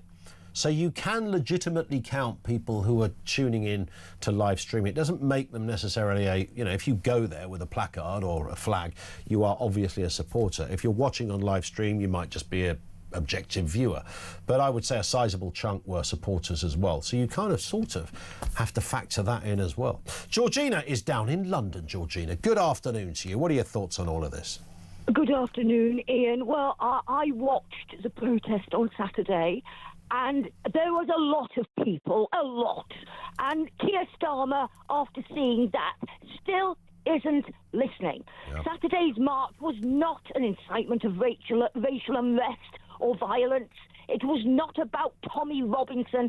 It was a march of the British people who came together to let this Orwellian government know that they have woken the British lion with a cattle prod, and he will take no more of their mismanagement. It was a celebratory march here of every man, woman and child of this country to celebrate all that is British and all that is being eradicated by the present government. It was a wake-up call to Starmer to say, we will no longer be overlooked. We will no longer be not prioritised in our own country, and we demand change. When you see mothers with their youngsters, the elderly and the disabled marching and holding their flag with the respect it deserves in such vast numbers, you know that this government has a very serious problem. We are losing our freedoms, Ian, our freedoms of speech, movement and religion, our democracy, our very identity. And this must not be allowed to continue further. For goodness sake, we no longer have the capability to grow our own food or drill for our own fuel. Not only has this government tried to crush the very spirit of every patriot within our country, they have also crushed our economy and left us undefended. If Keir Starmer has an ounce of intellect or respect for our great nation and the British people within it, he will be shaking in his shoes and calling for the pen with which he will sign his resignation. This government is finished and is now in its death throes. I only wish, Ian, I could be given the opportunity to sit down with Donald Trump on his visit and tell him the transparent truth about the deliberate destabilisation of our great nation and all we hold dear by this present government. And maybe he could have a word with Starmer on the behalf of the British people. Listen, you may well get a one-to-one with Trump yet, Georgina. You don't know. I mean, he might have, one of his minions, one of his handlers could be listening to this and go, do you know what? I hope so, Ian. That's the woman. So. My question always remains, and it's the bit that makes me wobbly, and I've said this a number of times, and I've kind of hinted at it today as well. I should make you wobbly, Ian. I should make you wobbly. But how many people are there who don't care about all of this? That's my concern. When I think about I looked this up again today. 2020, there was Black Lives Matter protests across the UK, OK? Now, that wasn't one protest. There were 360 different protests. But, collectively, about 210,000 people showed up. Those people that would have attended that Black Lives Matter protests, plural, would probably hate the media, they certainly hate the police, they certainly hate the establishment, and they would certainly claim there's two-tier everything going on. Are there more of them than there were on Saturday, or are there more of the people on Saturday? Well, can I just say to you, all lives matter, Ian, all lives. I agree, but in my eyes, the British people's lives matter more than any other lives. Well, I agree, and the Black Lives Matter thing was a bit, they were having a protest essentially because some dodgepot in America, horrendous that he got killed, but that we were protesting against a bloke in 5,000 miles away who, not for the first time, had an altercation with the police that ended with his loss of life, and no one, that's terrible and all the rest of it, but it's very curious that 200,000 people took to the streets to campaign on that point. Listen, Georgina, thank you. Always provide brilliant fodder to continue the conversation. And I'm always going to come back to that fear thing, which is the bit that I think the reason why Starmer hasn't robustly come out and gone, wasn't it great to see all those people out on the streets? Because he could have said that, couldn't he? He could have said, look, there's bits of this argument I don't agree with, but wasn't it amazing to see all of those people on the street? He could have made that point, but he didn't. And there's a reason he didn't, because he's done the calculation and he thinks there are at least as many people who don't agree with that protest. And what's the point in him, as a daft old lefty, try to chase the people on for a vote? Because no one there on Saturday is going to vote for Starmer, right? Some of them may have done originally, but they're certainly not going to again. So the political calculation is it's pointless. And today he's come out, in the last 10 minutes, he's come out and talked about Downing Street saying that Elon Musk is speaking, I think the phrase word was dangerously that was used. Dangerous speak from Elon Musk. We'll talk to Dan in Portsmouth shortly, Dan. Don't go away, because he was hanging on. Fight back or die was the comment that's been picked up on, that Musk said on Saturday. What is your interpretation of that? Because there's many. There's like 100 different ways you can look at that. How do you look at that? We're also going to be speaking in a moment about Sadiq Khan as well. He's firmly on the list this afternoon. Sadiq Khan and grooming gangs. What did he know? Susan Hall, the leader of the Conservatives at the London Assembly, joins us next on Talk.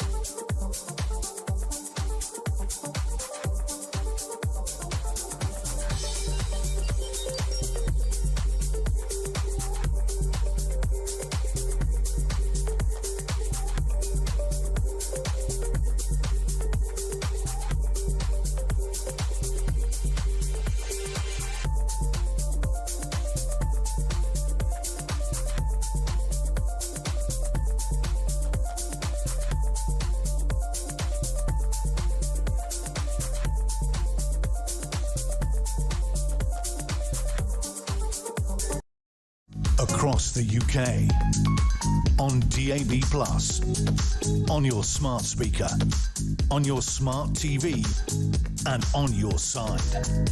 This is Talk.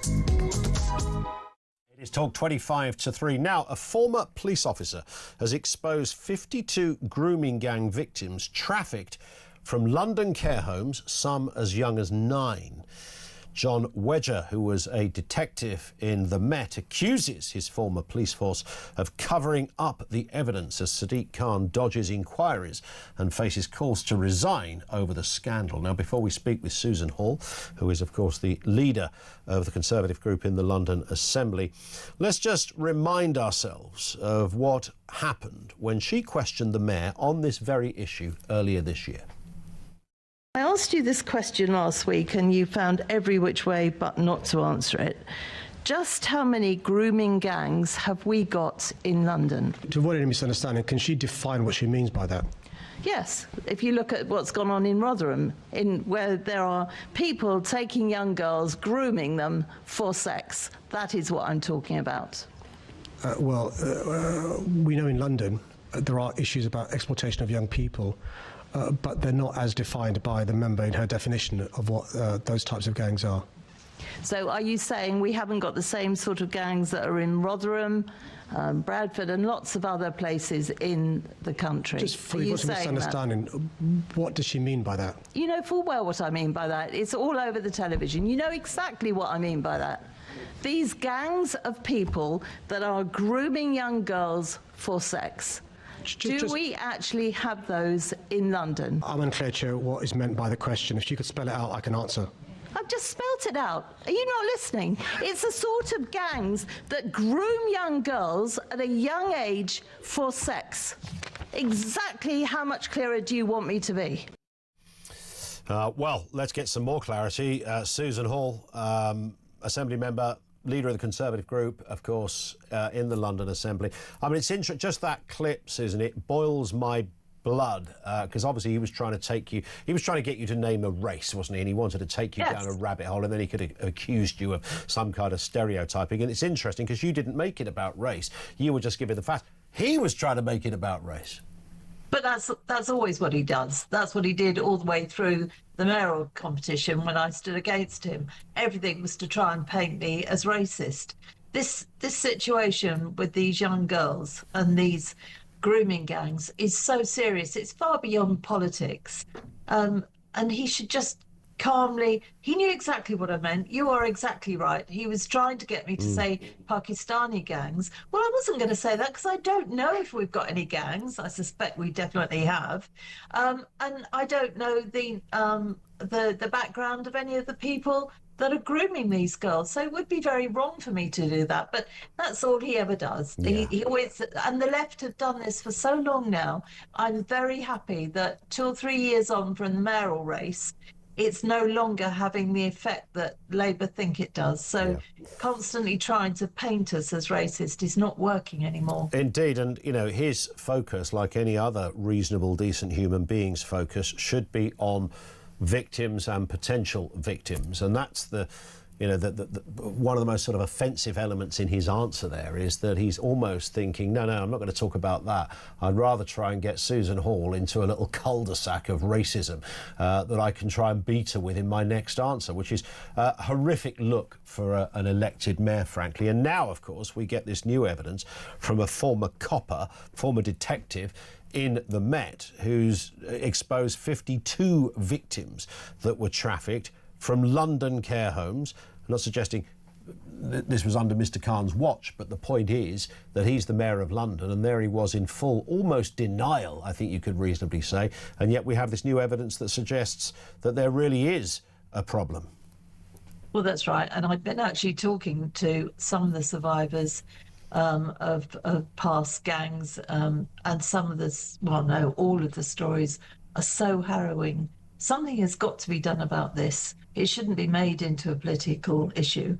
We should get to the bottom of this, because I absolutely do not believe it's not still going on. Yeah. It's so deep-rooted, and it's so frightening to know what these poor girls have gone through It's just dreadful. Victims of as young as 9. I mean, you almost don't want to have to consider the fear and the terror of, 9 years old, you're a little child. And I can't imagine, what some of these girls would have gone through. And for many, it became their way of life because they hadn't known anything else, and they were trafficked all over the place. And certainly this new evidence from John Wedger, the former detective, talks about kids being trafficked from care homes. In particular, victims were taken to hotels and crack houses before being exploited by builders and wealthy clients. He claims the Met Police covered up evidence and failed to act despite knowing the full scale of abuse. And as you rightly said, Susan, we don't know the background of who the perpetrators were here, but certainly there are 52 victims that are linked to what could only be described as grooming gangs. Well, that's right. And I can only speak for the victims that I've spoken to and hear their stories. I don't actually know John, and at the moment I haven't spoken to him. Mm-hmm. So, he has his story. I've listened to other, and they like to refer to themselves as survivors, and I've spoken to them. And they come from all different backgrounds. Some of them come from very loving homes, but they've just been groomed into these different situations. Yeah. It's very, very serious. I cannot believe it's not going on now. And I can't believe that Sadiq Khan doesn't know that either. And his refusal to answer the questions, and it wasn't just on that occasion that you've just played. I've asked since, and everybody avoids the question. We can't afford to avoid the question. There are young girls in danger, and let me say, young boys as well. I've heard some horrific stories about young boys too. It's got to be dealt with, Ian. It's so serious. And whether we're talking about Pakistani grooming gangs, which was, of course, central to the original nationality or the nationality of perpetrators in other parts of the country, we absolutely know this to be the case, or whether it's any other group, whoever that might be. Yes. You could almost say, well, yeah, the important point is the victims here. Yeah. That's what Khan should have acknowledged. That's what anybody should acknowledge. It's not difficult when you look at what is going on in our world. You know, the kind of people that Peter Mandelson was hanging around with, and Prince Andrew, you know, real establishment figures that were quite relaxed about knocking around with a child sex offender. We know that the establishment can fail. We know there's previously been all manner, hundreds and hundreds of pages of evidence of young girls who try to report things, whether it's to social services, whether it's to clinicians, whether it's to teachers, law enforcement, and got nowhere. So the idea that here we have the Mayor of London almost doing the very thing that caused the problem in the first place, or certainly caused the response to the problem in the first place, by not saying, look, I don't know what it is, I'm going to look into it, I'll do my best. Anything is unacceptable in this manner. Leave it with me, Susan, and I'll have a look. That's the answer you wanted, right? That's right, because that's called leadership. But, I mean, he wouldn't know what leadership was if it came and smacked him in the face. No. I mean, you've got to, from the top, say, this is an absolutely abhorrent situation. I will do everything I can to get to the bottom of it. Instead of that, all he wanted to do was to catch me out by saying something so he could call me far right and a racist, which is what he does at every given opportunity. Indeed. It's an utter disgrace, and we've got to get to the bottom of this. There's too many people covering this up, Ian, and it's quite frightening when you look at it. So many of these kids have come out of care homes. Where are the people that's supposed to be looking after them? Where are the police in all of this? Where are the senior politicians in all of this? Not good enough. Not good enough at all. Well, Susan, don't give up the fight. I look forward to your next exchange with him, and maybe with new evidence out there, we might get an answer from him. But thank you in the meantime. Susan Hall, Assembly member. She's leader of the Conservatives on the London Assembly. One area where there was a focus on this, Haringey Council, which was the suggestion where some of this might have happened. A council spokesman said in a response, "We have not been made aware of these historic allegations. Any concern of this nature which are raised with us would be taken extremely serious. Keeping our young children safe from harm has and will always be our #1 priority." Not every local authority, of course, I think can reasonably claim that their young children's the priority is keeping young kids safe from harm. Where so many kids around the country were abused, and part of it was because of the ineptitude of local authorities. And the thought that this stuff still goes on despite everything we know, and the establishment kind of what you'd have to call a cover-up, because there were cover-ups. Is that still ongoing? That's the statement from one council.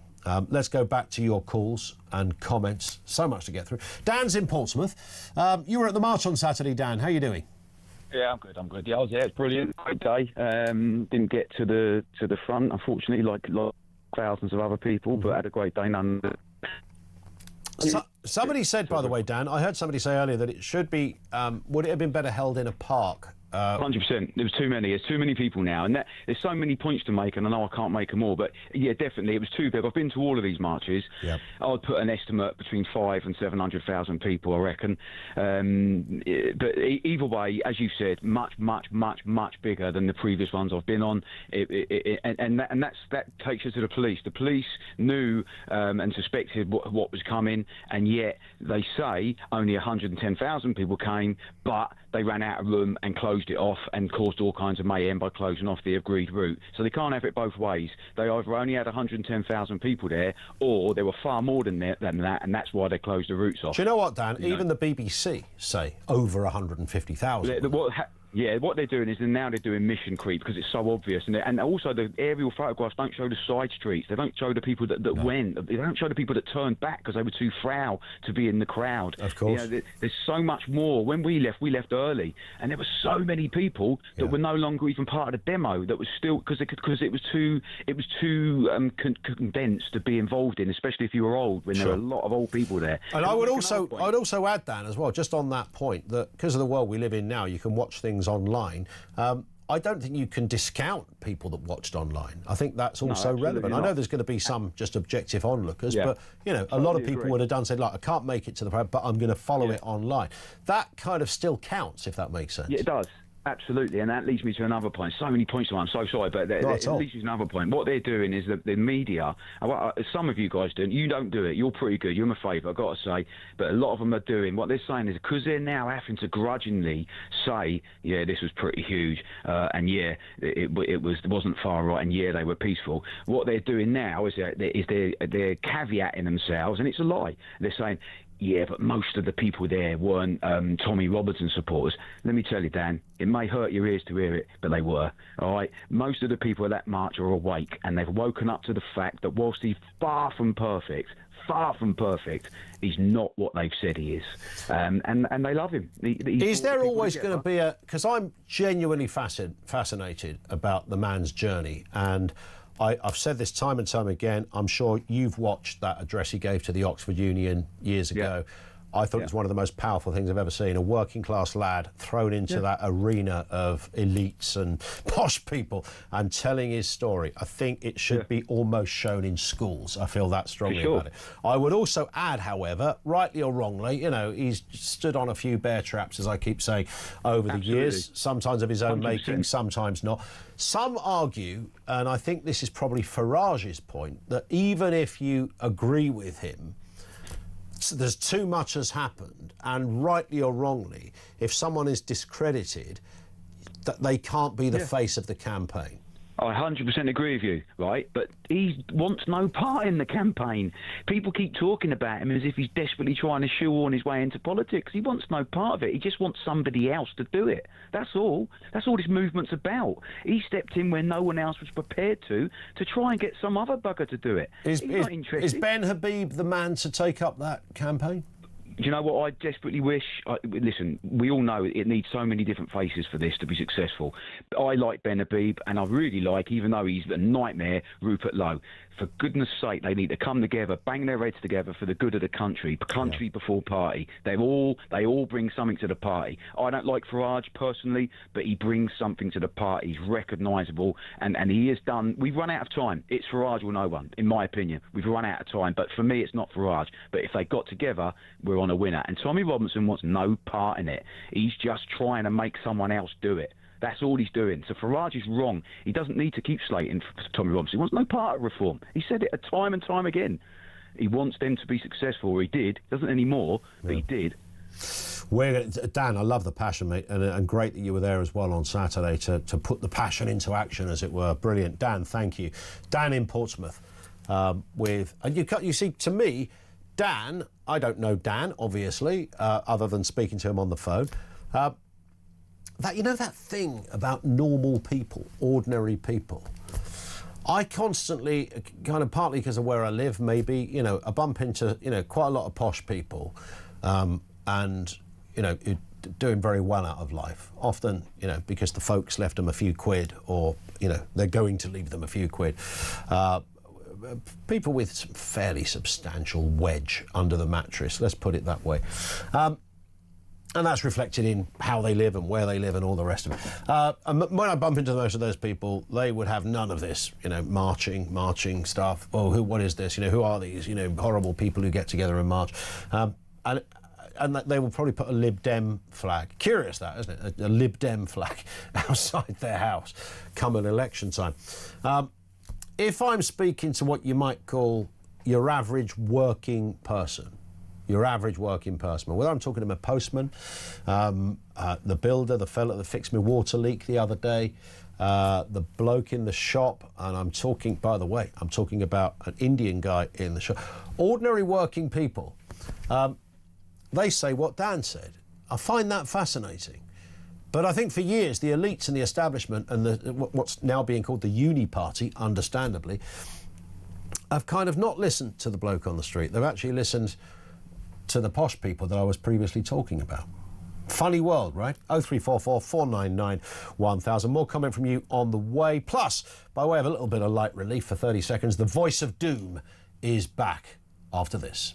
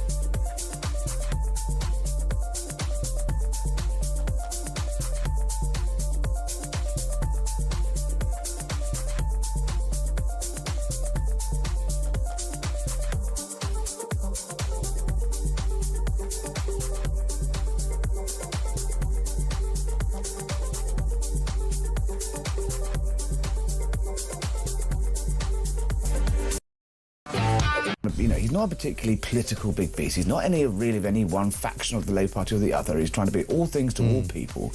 And I think he made a fatal misstep early on, that he believed that actually just boring, technocratic, loyally legalistic leadership is what the country was crying out for. Just because they were naffed off with the Tories and they didn't quite like, you know, they were sick of all that nonsense, which we can go into again another day, doesn't necessarily mean that what they were ready for is basically government by civil service.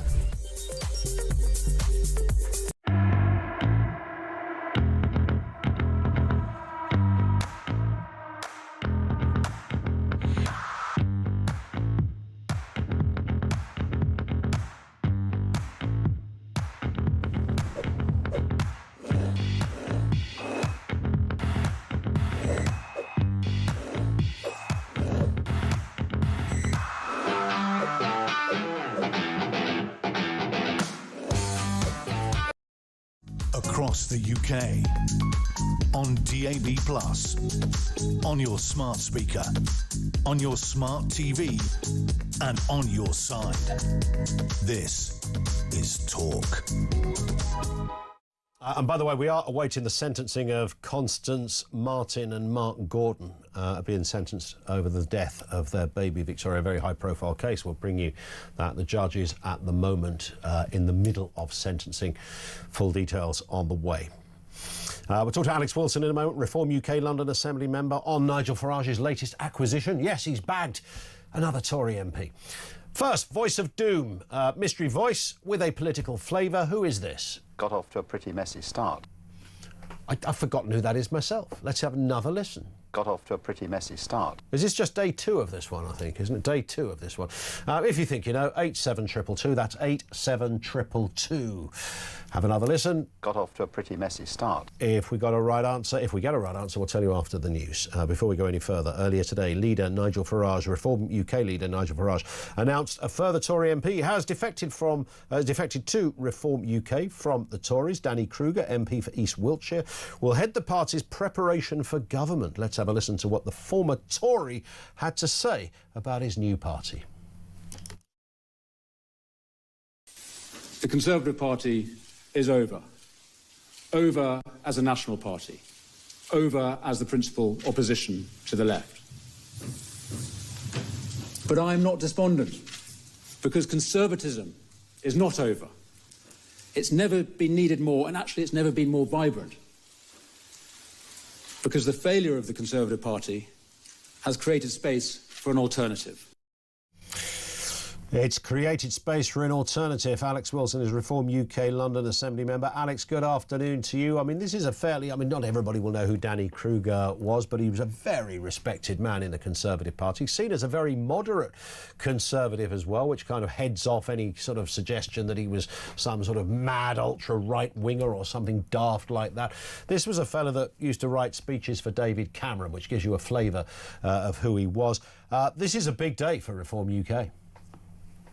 Afternoon, Ian. Yes, absolutely. It's a huge day and it's a huge defection for us. And that's for 2 reasons. Firstly, because of who Danny Krueger is and his background, his experience, vastly experienced, as you say, working with a succession of Conservative leaders and having real input and so on into policy and the mechanics of getting that implemented.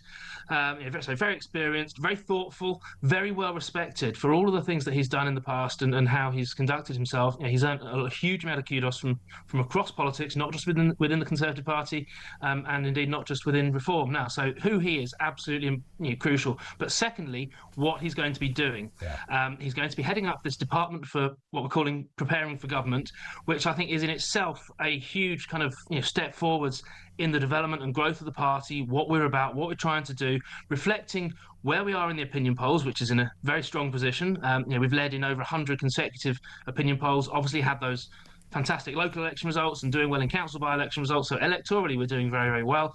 But if we have a weakness and a main sort of criticism that people can throw at us, it's that we don't have a huge amount of experience of running government. So to have someone coming in with his experience and being put in this particular role to get us ready for that moment, that if we are successful in the general election, obviously we're not taking anything for granted at this stage, but if we are put into government, we need to hit the ground running from day one, and the work that Danny will be doing leading that team is absolutely crucial in making sure that we're ready to do that. It's extraordinary the speed with which this has all happened. I know we're a few years away from a general election, although Nigel did allude to the fact that we could be looking, who knows, be prepared for 2027 just in case Keir Starmer does walk the plank in the meantime. But nonetheless, I mean, the speed and the impact of Reform UK, even if you're not a supporter of Reform UK, cannot be denied, is absolutely huge, and the speed with which it's happened, unprecedented.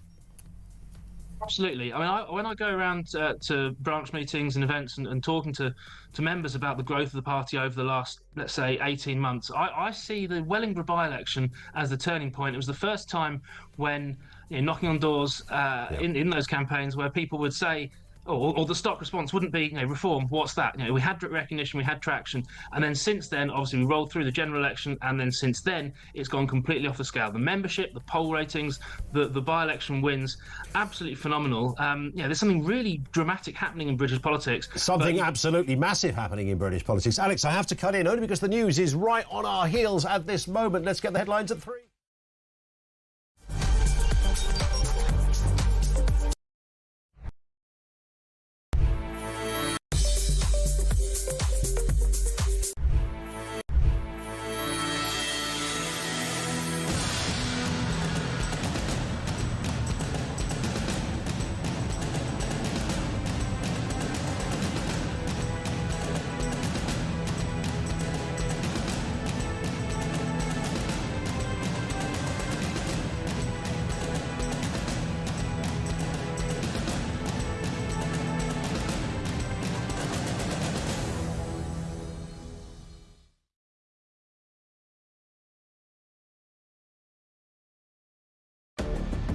I can announce this government will begin the biggest sustained increase in defence spending since the end of the Cold War. We will deliver our commitment to spend 2.5% of GDP on defence, but we will bring it forward so we reach that level in 2027. The answer from European capitals has been as resounding as it is clear. We are in an era of rearmament to respond to the short-term urgency to act and to support Ukraine, but also to address the long-term need to take on more responsibility for our own European security.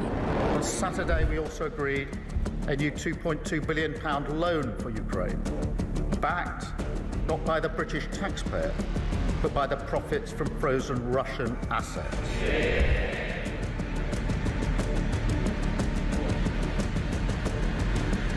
It is my pleasure to bring from His Majesty the King a letter. He sends his best wishes and his regards, of course, but he also asked me to bear this letter and bring it to you. So can I present the letter from the King to Thank you very much. Am I supposed to read it right now? Yeah, please do. I will do. I've got to tell him what your reaction is, so I need to know. I need to know. He is a great gentleman. A great, great gentleman. He said he thinks the war's going to go on for a long time, and he better not be right. Well, I just think he should be more appreciative, because this country has stuck with them through thick and thin. We've given them much more than Europe, and Europe should have given more than us, because as you know, that's right there, that's the border. What kind of diplomacy, JD, you are speaking about? What do you mean? I'm talking about the kind of diplomacy that's going to end the destruction of your country. Yes, but if you are Mr. not President, strong... Mr. President, with respect, I think it's disrespectful for you to come across the UK, on DAB+, on your smart speaker, on your smart TV, and on your side. This is Talk.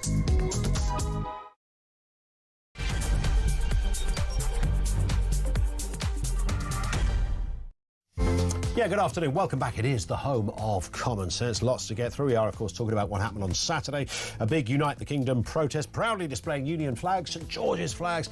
It was a party for all. People went for different reasons. Elon Musk appeared, delivered a powerful message via video, but he did say one thing that has sort of caught a lot of people's attention in terms of what he specifically meant. Fight back or die, he urged attendees. What is your interpretation of that? Because believe me, it does differ. We'll continue to take calls on that. Also this afternoon, under the one-in, one-out deal, migrants are being deported to France on Air France flights this week, so slightly more luxurious than how they arrived. Despite record arrivals, only 100 will be removed, with legal challenges looming. 100 removed, that means that there'll be 100 people, mathematically, if that is one of your concerns, which I think it is for most people, 100 people will arrive. So nothing has actually happened in terms of numbers. And Sadiq Khan once again facing calls to resign after a whistleblower has exposed a shocking grooming gang cover-up in London with evidence of organised child exploitation spanning 20 years. Critics are slamming Khan for ignoring the issue and failing victims. Well, Susan Hall, we spoke to in the last hour, knows what it's like to be ignored on this very issue. Couple of bits of breaking news. Senior Keir Starmer aide has resigned over lurid Diane Abbott comments. These were Paul Ovenden, the Prime Minister's Director of Strategy, leaves Downing Street in another blow following Peter Mandelson and Angela Rayner's departure. These are comments that he made back in 2017 about Diane Abbott, lurid and explicit sexual comments about the veteran left-wing MP. The Director of Strategy said he was leaving Downing Street over an inappropriate conversation he had with colleagues while working as a Labour press officer in 2017. The leaked messages show him discussing sex acts involving Diane Abbott with two female staff members. This is a horrendous... I mean, he's being caught by, you know, the old kind of history and everyone has the receipts moment, really. Something that happened 8 years ago. It's caught up with him.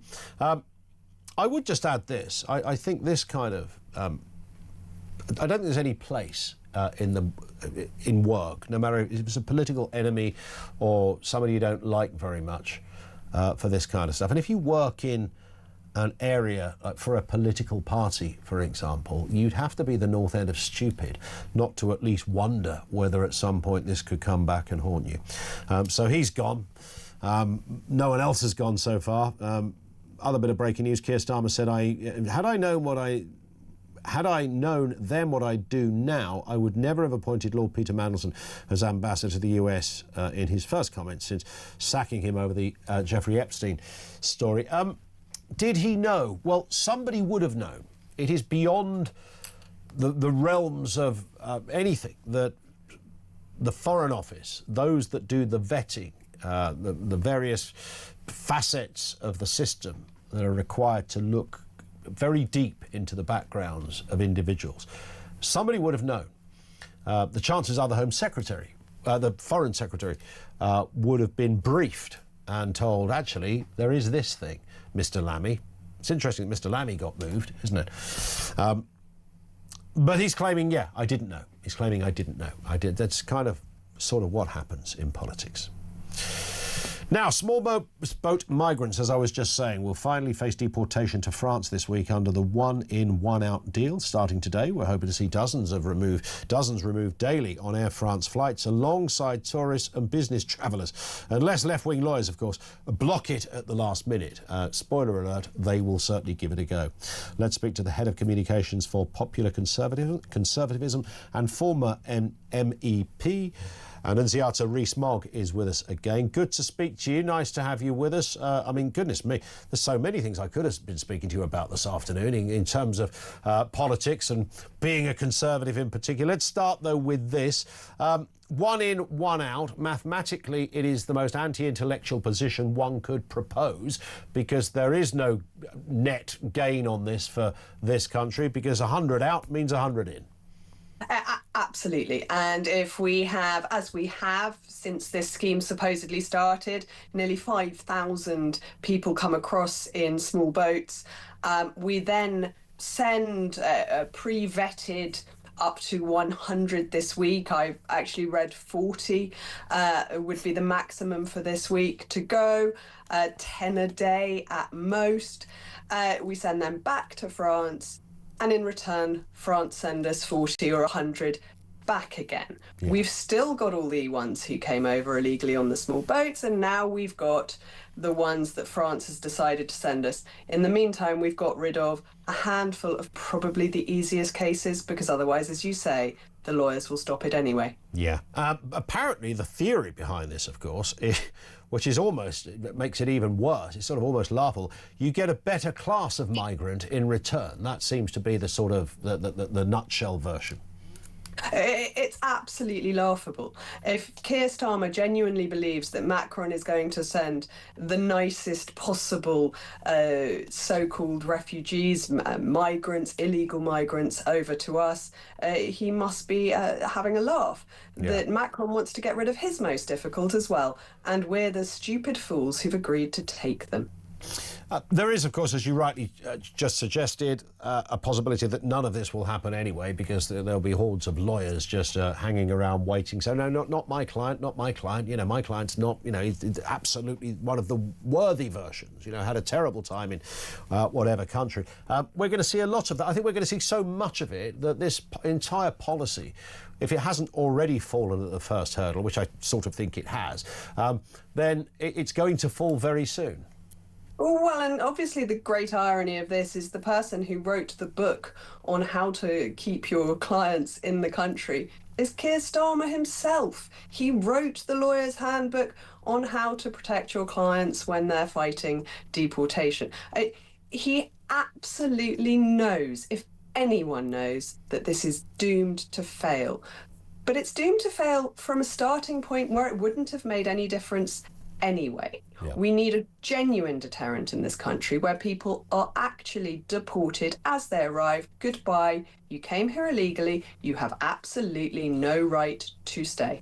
Do you sense, and is it a tricky time to be a Conservative, not just because Danny Krueger has decided to leg it over to Reform UK and that we might see more of that, who knows, but one of the reasons that of course, people have left your party and moved to Nigel Farage's party is because of things such as this. I mean, almost for many specifically because of this. The sense being that Conservatives haven't really got a policy on it, never did have a policy on it, and that's not likely to change. Whereas Nigel Farage, they're quite unequivocal what they're going to do. I think the Conservatives couldn't pretend to have had any form of success on this subject at all. Back to Theresa May as Home Secretary, she promised to reduce immigration to the tens of thousands. She completely failed. There have been legal hurdles, there have been constitutional issues, there have been legal challenges over and over to stop Home Secretary after Home Secretary from the Conservative Party being able to achieve our stated manifesto aims. But after 14 years, that's an excuse. We should have changed things. Tony Blair might have opened up our country to all and sundry, but we should have closed those. I think the Conservatives are now doing the really hard graft on how do we leave the ECHR? What do we have to change in British law? Which conventions internationally and nationally do we have to amend or give up altogether in order to protect our borders? I'm not yet convinced that Nigel Farage has, but I would never deny that he's absolutely got the will to find the answers. Yeah. No sense that you may follow Mr. Krueger to the other side in terms of your allegiances? I mean, I'd imagine that conversation is often, you have an MP in your own family, of course, your brother.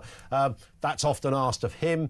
So I might as well ask you while you're on with us, are you thinking about legging it? I'd imagine a Rees-Mogg dinner party, family get-together is some moment under the current climate.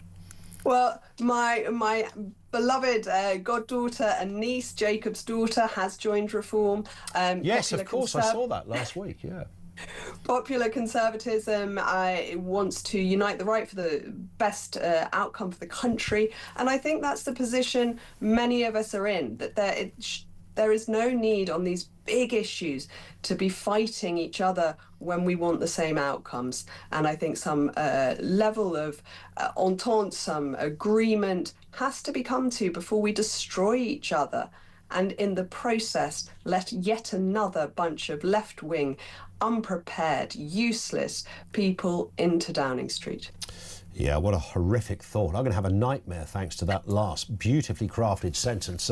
Annunziata, thank you as ever. Great to have you on with us. Annunziata Rees-Mogg, Head of Communications for Popular Conservatism, with us on the programme. Thank you to her. Before we go any further, let's do the voice of doom, the payoff. We call it the payoff. Have we got the right answer? This is the mystery voice we played you before the news. Got off to a pretty messy start. Can we hear that again? Got off to a pretty messy start. Who's that then? These are some of the guesses. David Steele, no. Danny Krueger, it is not. Les Dawson, that could have been Les, but it's not. Jeremy Thorpe, no. Jeffrey Archer, no. In fact, we have not got a right answer. It rolls over to tomorrow for day 3. Back on the phones with you. Carl's in Liverpool. What have you got for us, Carl? Good afternoon. Hi, Ian, you all right? I'm good, thanks. Yeah, fire away. Yeah, well, there was so many points listening. I just wanted to talk about Sadiq Khan and this latest scandal that's being dropped at his door, so to speak. If he is implicated or he's known about it and he's tried to hide it, then I mean, God, that guy's already hated, so I can't see him being allowed to stay in that position much longer. But I wanted to ask Susan, I tried to get on earlier and ask Susan but how she feels about Ant Middleton running for the mayor. Yeah.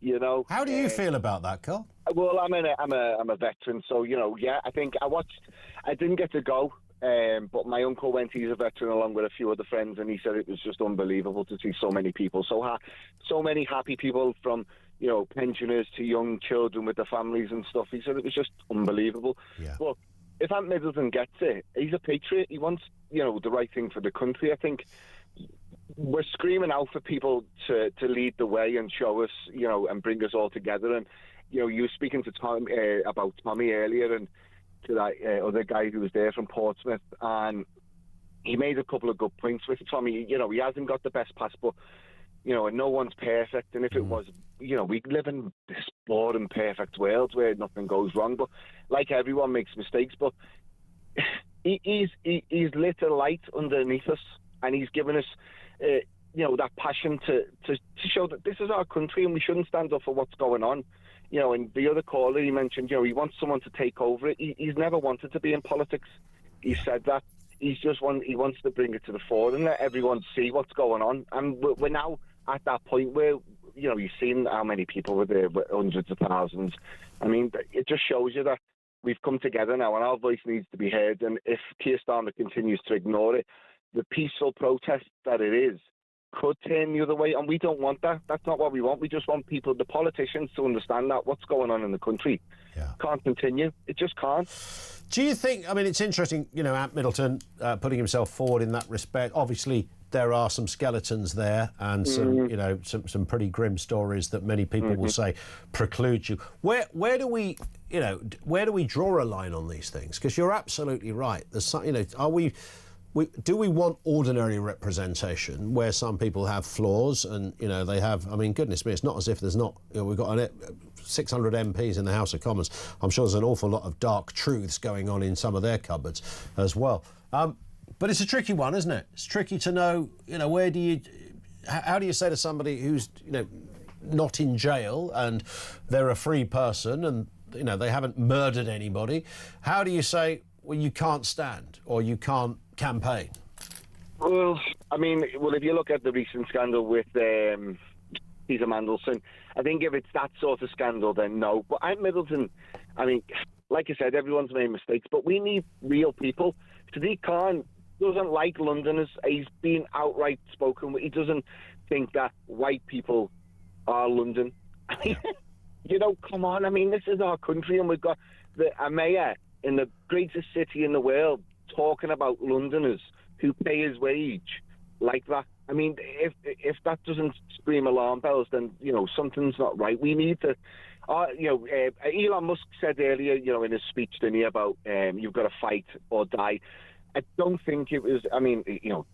choose your words rightly, but I don't think it should have been that. But I think he meant in the way of speech, because he is an advocate for free speech, and even he's got, he's not the most perfect person in the world, but he believes in free speech, just like we do, and Tommy does, and Ant Middleton, and then you have Ben Habib. You've got all these people. You even have the MEP of Poland.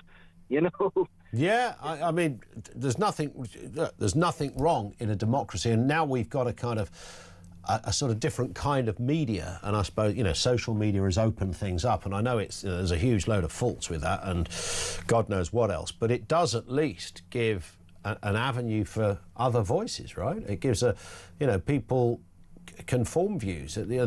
The positive of social media is that people have debates, whereas previously they'd have gone through their entire life without ever having one.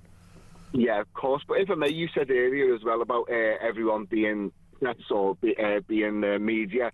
I think what's meant by that is that there's a lot more people now being aware of what's going on with them, and if they haven't got it on camera, real footage or in time, then that's forced upon us now, because mainstream media aren't doing their job. We're painted as fascists. The rhetoric is so aggressive against, and we are normal. We're not right wing. It's very odd, isn't it? In fairness, this weekend, I don't think. I don't know what the Guardian wrote, but when they were talking about just the march on Saturday, I didn't see, and I'm sure it was there. I didn't see loads of Telegraph, Times, Sun, even the BBC didn't say far right protest, which was encouraging, because how many times have we seen that? Sometimes Tommy Robinson himself is referred to as the far-right lead, all that business. But I'm pretty sure that there were some newspapers that still went there, right? And in fact, we know that Keir Starmer did as well. Yeah, the Sky Sport, the Sky News one was a bit peculiar.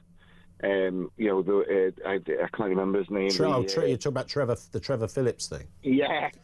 It was brilliant, wasn't it? I don't know. Look, I don't... it would be really odd, because the theory is they took it down, right? The description he used, the wording that I found really odd. But this is the world we live in now. People are being spoken different ways, and we're all being called different names. But are you talking about the clip where he was being very positive about the march? Yeah, but it was, and he was weird, like he was surprised at it and stuff like that. I just found it, I don't know. I just feel like mainstream media now is targeting the right side rather than showing light on both. And it's like you said, it's a peculiar world. And then hopefully in the next 2-3 years we start to see something good. But every day is just another day. The Westminster establishment are the gift that keep on giving up. I mean, look, we've got another person that's had to leg it from Downing Street in the last 15 minutes because stuff he said about Diane Abbott, which really was deeply unpleasant, and he's gone. I know it's not anyone who's a household name, but it's a further dent in the armour of Keir Starmer. Listen, Carl, great call. Love the passion. Thank you for that. This comes from Andrew in Salisbury, who says Danny Krueger leaving the Conservatives for Reform is small potatoes compared to his mum, Prue Leith, leaving the Bake Off menu for the Great British Bake Off. Now, that was monumental. Was Prue Leith on a different show then before but you'd know this, Amy, because you know about baking and stuff. So she was on the Great British menu and then she went to the Great British Bake Off, yeah. I did say that a little earlier. When I said it in the office that Danny Krueger was Prue Leith's son, I reckon most people in the office go, no way, really? But then I guess also across the UK, most people wouldn't know who Danny Krueger was. He's been an MP since, 2015, I'm tempted to say. It's 2010, 2015.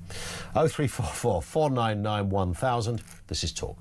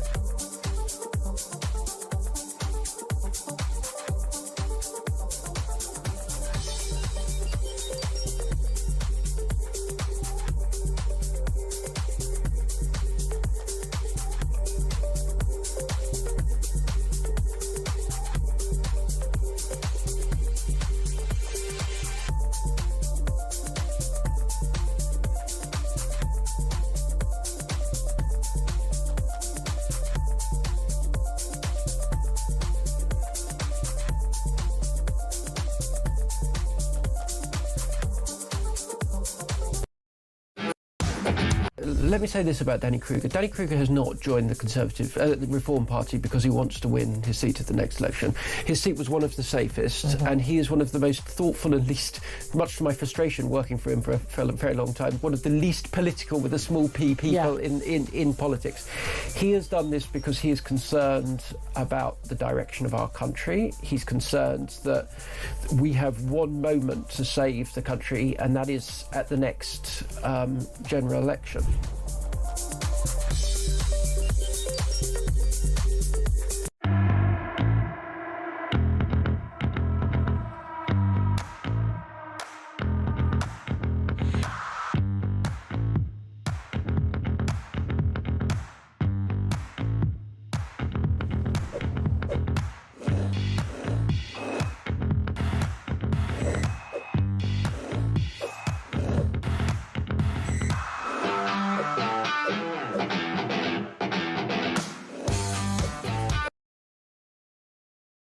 Across the UK, on DAB+, on your smart speaker, on your smart TV, and on your side. This is Talk. It is talk. 2019, by the way, Danny Krueger entered Parliament, not 2015, so actually fairly recent, 6 years ago. But, I mean, he had a career before all of that, which is, you know, something, isn't it? I mean, he's been embroiled in the political scene for some time. But 2019, when he first took to the... Oh, I think he tried again, tried previously to become an MP, but when he first took the oath, as whatever it's called, in Westminster and became a member of Parliament 6 years ago. Let's go to Louise in Kent. Louise, how are you doing? I'm all right, thank you. Good. What are your thoughts? We have spoken before several times. Fire away. And what I was going to say was about Saturday, actually. Yeah. I'm a great one for noticing all sorts of different things. And one thing I did notice, which I feel was quite significant, was that when you looked at the march itself, everybody was requested to only bring England flags, which everybody did. Might be the flags of their four nations as well, whether it's, you know, Ireland, Scotland, wherever. And I don't mind if I saw, I don't know, sprinkling of maybe, I don't know, New Zealand or whatever, because, you know, they're outposts in a way. They have been, they were, all sorts of reasons there. What was really interesting was when you looked at the stand-up to racism, you didn't see any other flags apart from those in that lot. Yeah. But when you looked at the stand-up to racism, guess what? There were only Palestinian flags. I didn't see a single British flag amongst them. That's interesting. Which I thought was really interesting and a real eye-opener. Yeah. Which, that really did actually really struck me when I looked at it. I thought, wow, that's interesting. So that is interesting, because you could have, you know, if you wanted to kind of, I don't know, gain a bit more support if you were stand up to racism, they could have almost had the flag themselves. Yes, but they didn't, which I think was quite interesting. Yeah, the trouble is when you're sort of involved so heavily in those kind of organisations, look, you know, on the face of it, stand up to racism, that's great. We all want to stand up to racism. I don't know anybody who thinks you shouldn't stand up to it. You know, that's a given, right? But that's not really all they're about. And if you look into those groups, and every time I interview somebody from one of those, you discover that they were also at the anti-capitalist march, and they were also this, and they were also, you know, and I know that works across the spectrum, but it is quite telling to me. I thought that was they quite tick a number of different boxes. Seeing that on Saturday, I did think that was quite telling. So do they actually stand up for Britain as it's in its own right? Yeah. Because they tend to be the more the open borders and all of that, which is not really where we were all coming from. Yep. With that, so I did think that was quite interesting. As far as Tommy Robinson goes, one thing that worries me about it, now I don't know about that. I mean, okay, he's got a history behind him, etc. But, you know, he needs to be proud that, yes, he's galvanised everybody into that. But it does worry me with something like Saturday, whether too many people like the government are seeing it as Tommy Robinson's march. And it actually wasn't that in a way. But that almost identifies the problem, Louise, doesn't it? Well, it does, and that's what my problem is. And partly for me, now whether rightly or wrongly, partly for me says, and this is where I feel there's this value judgment, which we seem to have lost in this country hugely, because I think it would have been really brilliant if everybody knew that he perhaps instigated, but if he'd actually stood back on that day, away from it, so that nobody could then tie him up specifically with Tommy Robinson's march, like the government, because I'm actually quite shocked of the way Starmer's come out with this. Because one thing I did read was that, you know, and I do think possibly one of the police's problems on Saturday was perhaps they completely underestimated the numbers that were going to turn up. And I had read somewhere that because they pulled in a lot of police from elsewhere who didn't know the area well, that where they were pushing people wasn't perhaps appropriate. So that might be an issue there. But I think it's reflective that the numbers are there. But even let's just say the Conservative estimate of what they're actually telling us, which I don't believe, but they've only so far done 25 arrests. Yeah. But look at it, there were no knives, there were no sexual assaults, there were nothing else at the moment that we know about. And yet, look at Notting Hill, look at the Palestinian marches. That hasn't been the case. There's been hundreds of arrests at those, etc., etc. And they're viewing this all wrongly. And somehow I partly think that maybe something like Tommy Robinson needs to be very proud at what he's done, but sometimes there's a policy where maybe you need to step back in order to not let that link happen for these first occasions, then rejoin in. That kind of... Yeah, I think it's kind of that. And, you know, everybody is entitled to a second chance. I know that he's always said, you know, when people say, oh, he's the former far-right leader of the EDL, and I think he once gave the example that nobody introduces Anjem Chowdhury, who's, by the way, now in jail, as the former, you know, far extremist terrorist or something. You know, it's kind of people just move on from it and go, right, that was X amount of years ago, let's talk about today. And he's never really lost that title with elements of the media, huge elements of the media. And I understand that, because you are allowed to move on and go, right, I've refined my views, I've still kept these views, and it doesn't mean you're a mad racist just because you have certain views on elements of multiculturalism or religious cohesion and all that goes with it, all the things we know. Louise, I've got to move on because we've hit the clock, but thank you for that, Louise in Kent. It is a tricky one.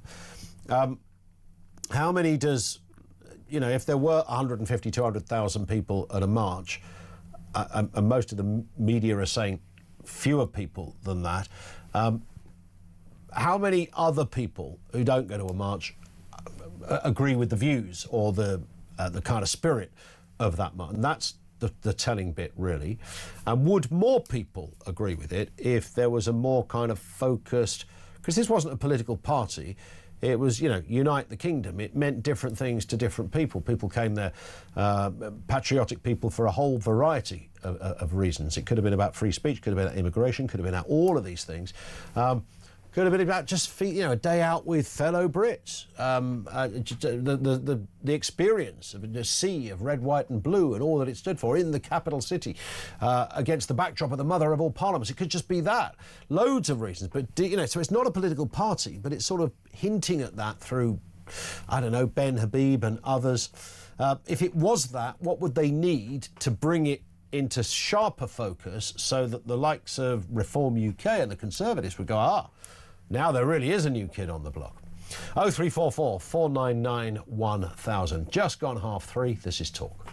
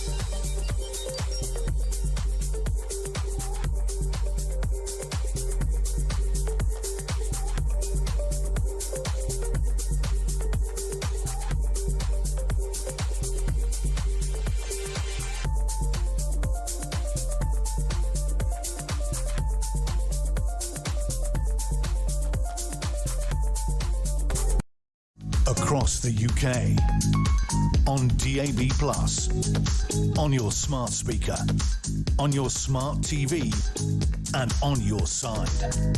This is Talk. It is Talk, 0344 499 1000. More to come in just a moment. Let's do a couple of messages from you. Sarah says, Sarah's in Morden, there's nothing Starmer can say that at this point will make any difference to what anyone thinks about him. No one pays any attention anyway. The man has become a joke, joke material. Can't wait to see what Trump does to make him look even more pathetic than he did last time. We are, of course, expecting Trump. I think it's on Wednesday this week. Yeah, Wednesday. I was about to say the royal visit, the presidential visit. Let's move to, we'll dwell on that, of course, throughout the course of the week. Let's move to this story. A school in Lincolnshire has proposed a bizarre incentive to get kids to attend class. The Haven High Academy is offering students the chance to win a 40-inch smart TV for free in a bid to boost attendance. Let's speak with Alex Dyers, senior reporter at The Sun. I mean, I've heard it all now, Alex. I mean, this is an absolute beauty. I mean, if I was at school, by the way, I'd think this was the most fantastic thing in the world. I mean, it took everything for my mum and dad to get a colour TV, let alone a 40-inch one. But nonetheless, there you go. That's how you get kids to school now. Yes, I'm told that the kids and the families of the kids are very excited about it. This Tizen smart TV with a gaming hub. Every 2 weeks, the school's going to be putting kids with a 100% attendance record into a draw, and they can win this TV. So they can stick that in a 40-inch TV in their bedroom, presumably, after they win it, and then forget their homework and just watch their brand new telly. Well, the school was saying that one of the reasons they chose a TV, a smart TV, is because they think it will get families involved as well, presumably because the parents want the TV too. So that was part of their thinking. I mean, how bad has your attendance rate got to be? Yeah, no, it does show signs of desperation, doesn't it? Yeah. But the school claims that they had a 3% increase last year, but they were placed under special measures after being rated inadequate. So they are very, very keen, as this measure shows, to get kids into the classroom. I mean, in a way, look, there is an argument that says, well, you know, if you can get more kids into the classroom, that's a good thing. But it's a sad indictment, isn't it, of kind of where we're at. You've got to give away a flipping telly to go and do double maths. It's not great, is it? I guess the school's take on it is it's kind of carrot and stick. This being the carrot, that this is something that will incentivise kids. They also made the point that other schools are doing this, so this could be more widespread than we actually know about, that kids are being incentivised in this way. We were talking, I don't know what, because they don't like to, kids can get suspended, can't they? And then they get excluded, I think it's called now. So what did it used to be called before it was called excluded, when you got kicked out for good? Because that was... Suspended, is that right? What did you say, Amy?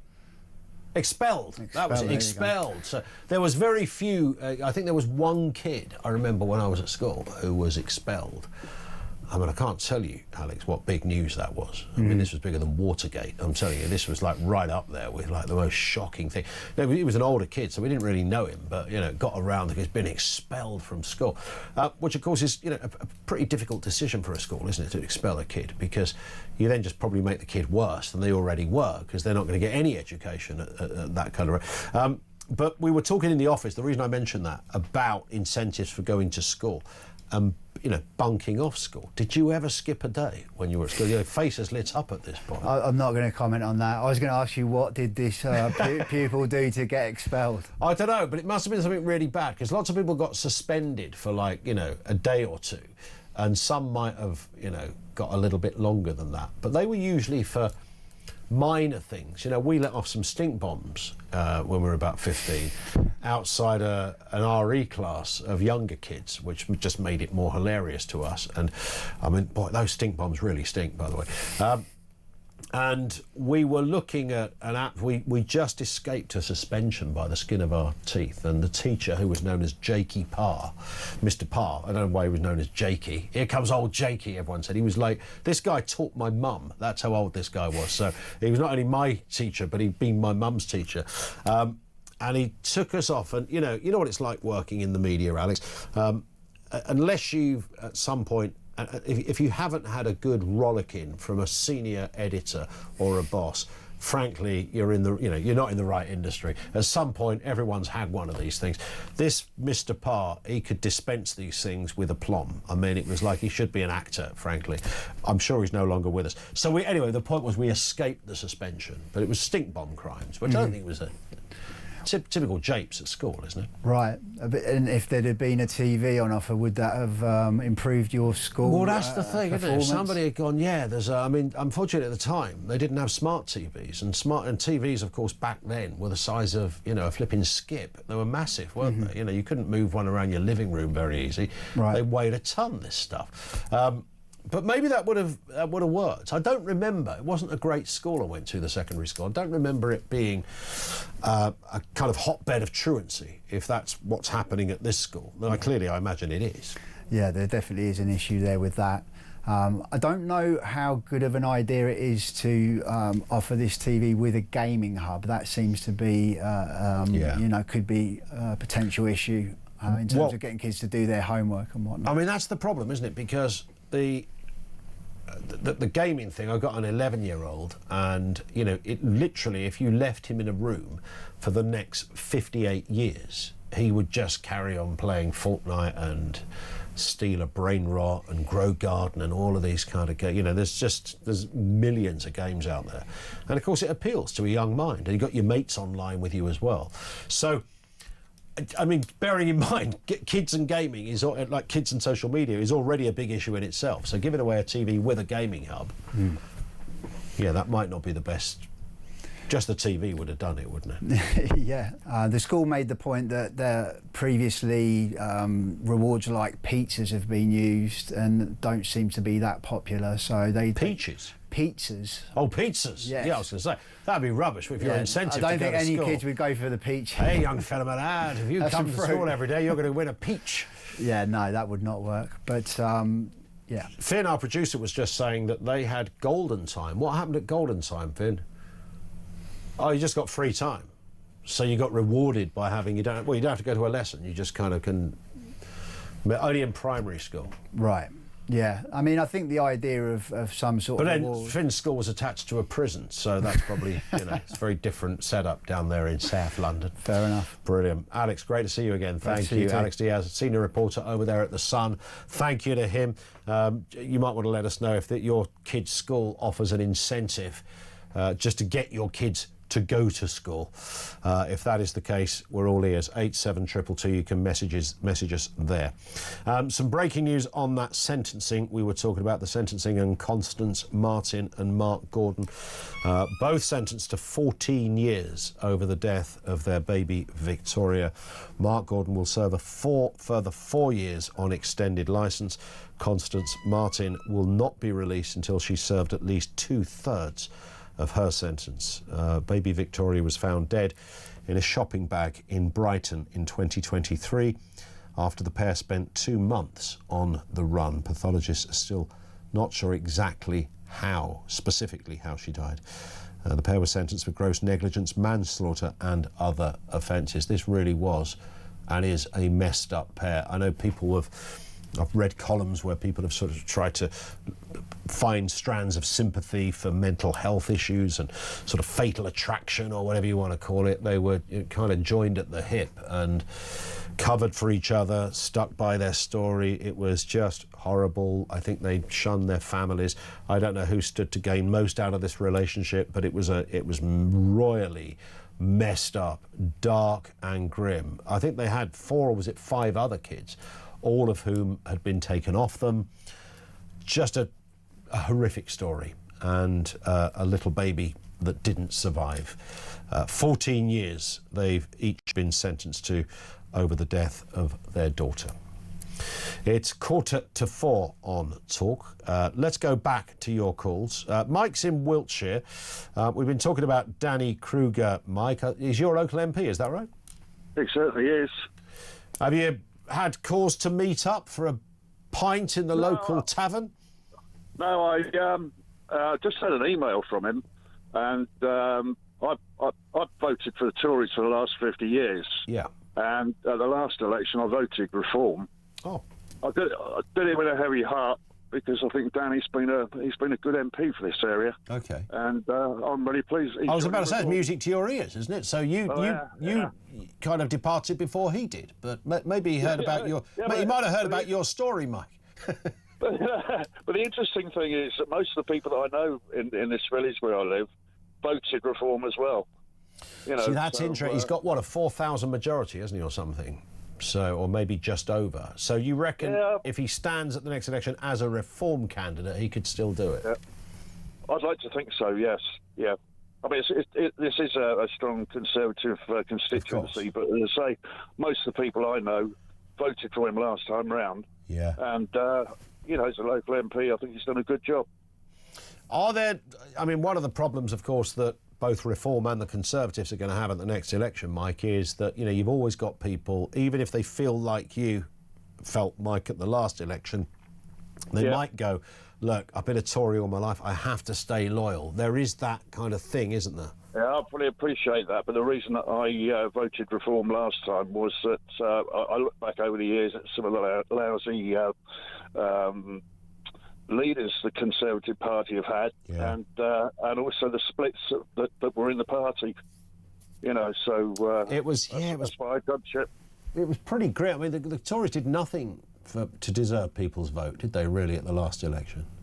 Not really, no. You know, I think the damage was too far gone by the time the election came. You know, and when you look back at Rishi Sunak, you know, we often talk about what do politicians stand for. Could you seriously tell me, Mike, what Rishi Sunak stood for? Well, I actually felt quite sorry for Rishi Sunak because he sort of inherited all the flack. Yeah, he did, and he was a nice bloke and all the rest of it. I don't dispute that. Yeah, I go on with that. Yeah. But I don't know politically. I don't know what Starmer really stands for. I don't really know. You know, I knew what Blair stood for. I sort of knew what Gordon Brown stood for. I definitely knew what Thatcher stood for. But the recent lot we've had, left or right, I mean, it's kind of like a nothingness, right? I kind of feel that the country's like a rudderless ship at the moment. You know, there's no... And we've been like it for some time. They're making it up as they go along. They're not really listening to what the vast majority of people in this country want. Yeah. You know, and as a result, the country's suffering for it. Spot on. Mike, listen, we'll see what happens. Let's hope an election comes sooner than 2029. Mike in Wiltshire, he's a constituent of Danny Krueger, who's just crossed over to Reform. But interestingly, Mike, as a voter himself, despite voting Tory for 50 years, crossed over to Reform at the last election. It's an interesting little dovetailing of stories. Thank you to him. More from you on the way. Alison says an arrest warrant should be an incentive to get your kids to school. It's a good point, actually. Yeah, come to school. Well, what will happen? You'll go to jail, numbskull. Julian says, if the TV is to entice the parents as well, does it come with a year's TV licence? That's a good point. Probably not, I'm guessing. Maybe they could throw it in. Chris in Northumberland said, my son's school runs a similar scheme to the TV one. Once a term, 100% attenders are awarded with a new pencil. They had to supply their own rubber, though. Yeah, rightly so. It's taxpayers' money. Can't be throwing rubbers around all over the place. I'm always mindful of how funny that conversation is to an American. 0344 499 1000. Don't forget your rubbers. It's coming up on 10 to 4. This is Talk.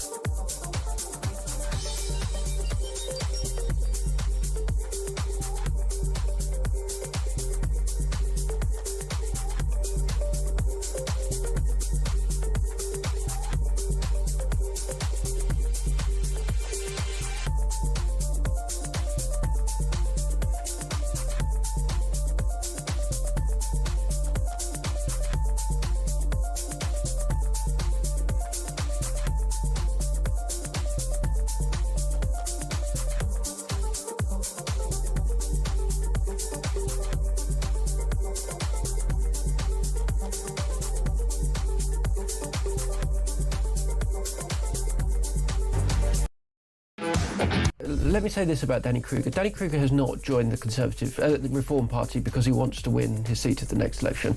His seat was one of the safest, and he is one of the most thoughtful and least, much to my frustration working for him for a very long time, one of the least political with a small p people in politics. He has done this because he is concerned about the direction of our country. He's concerned that we have one moment to save the country, and that is at the next general election.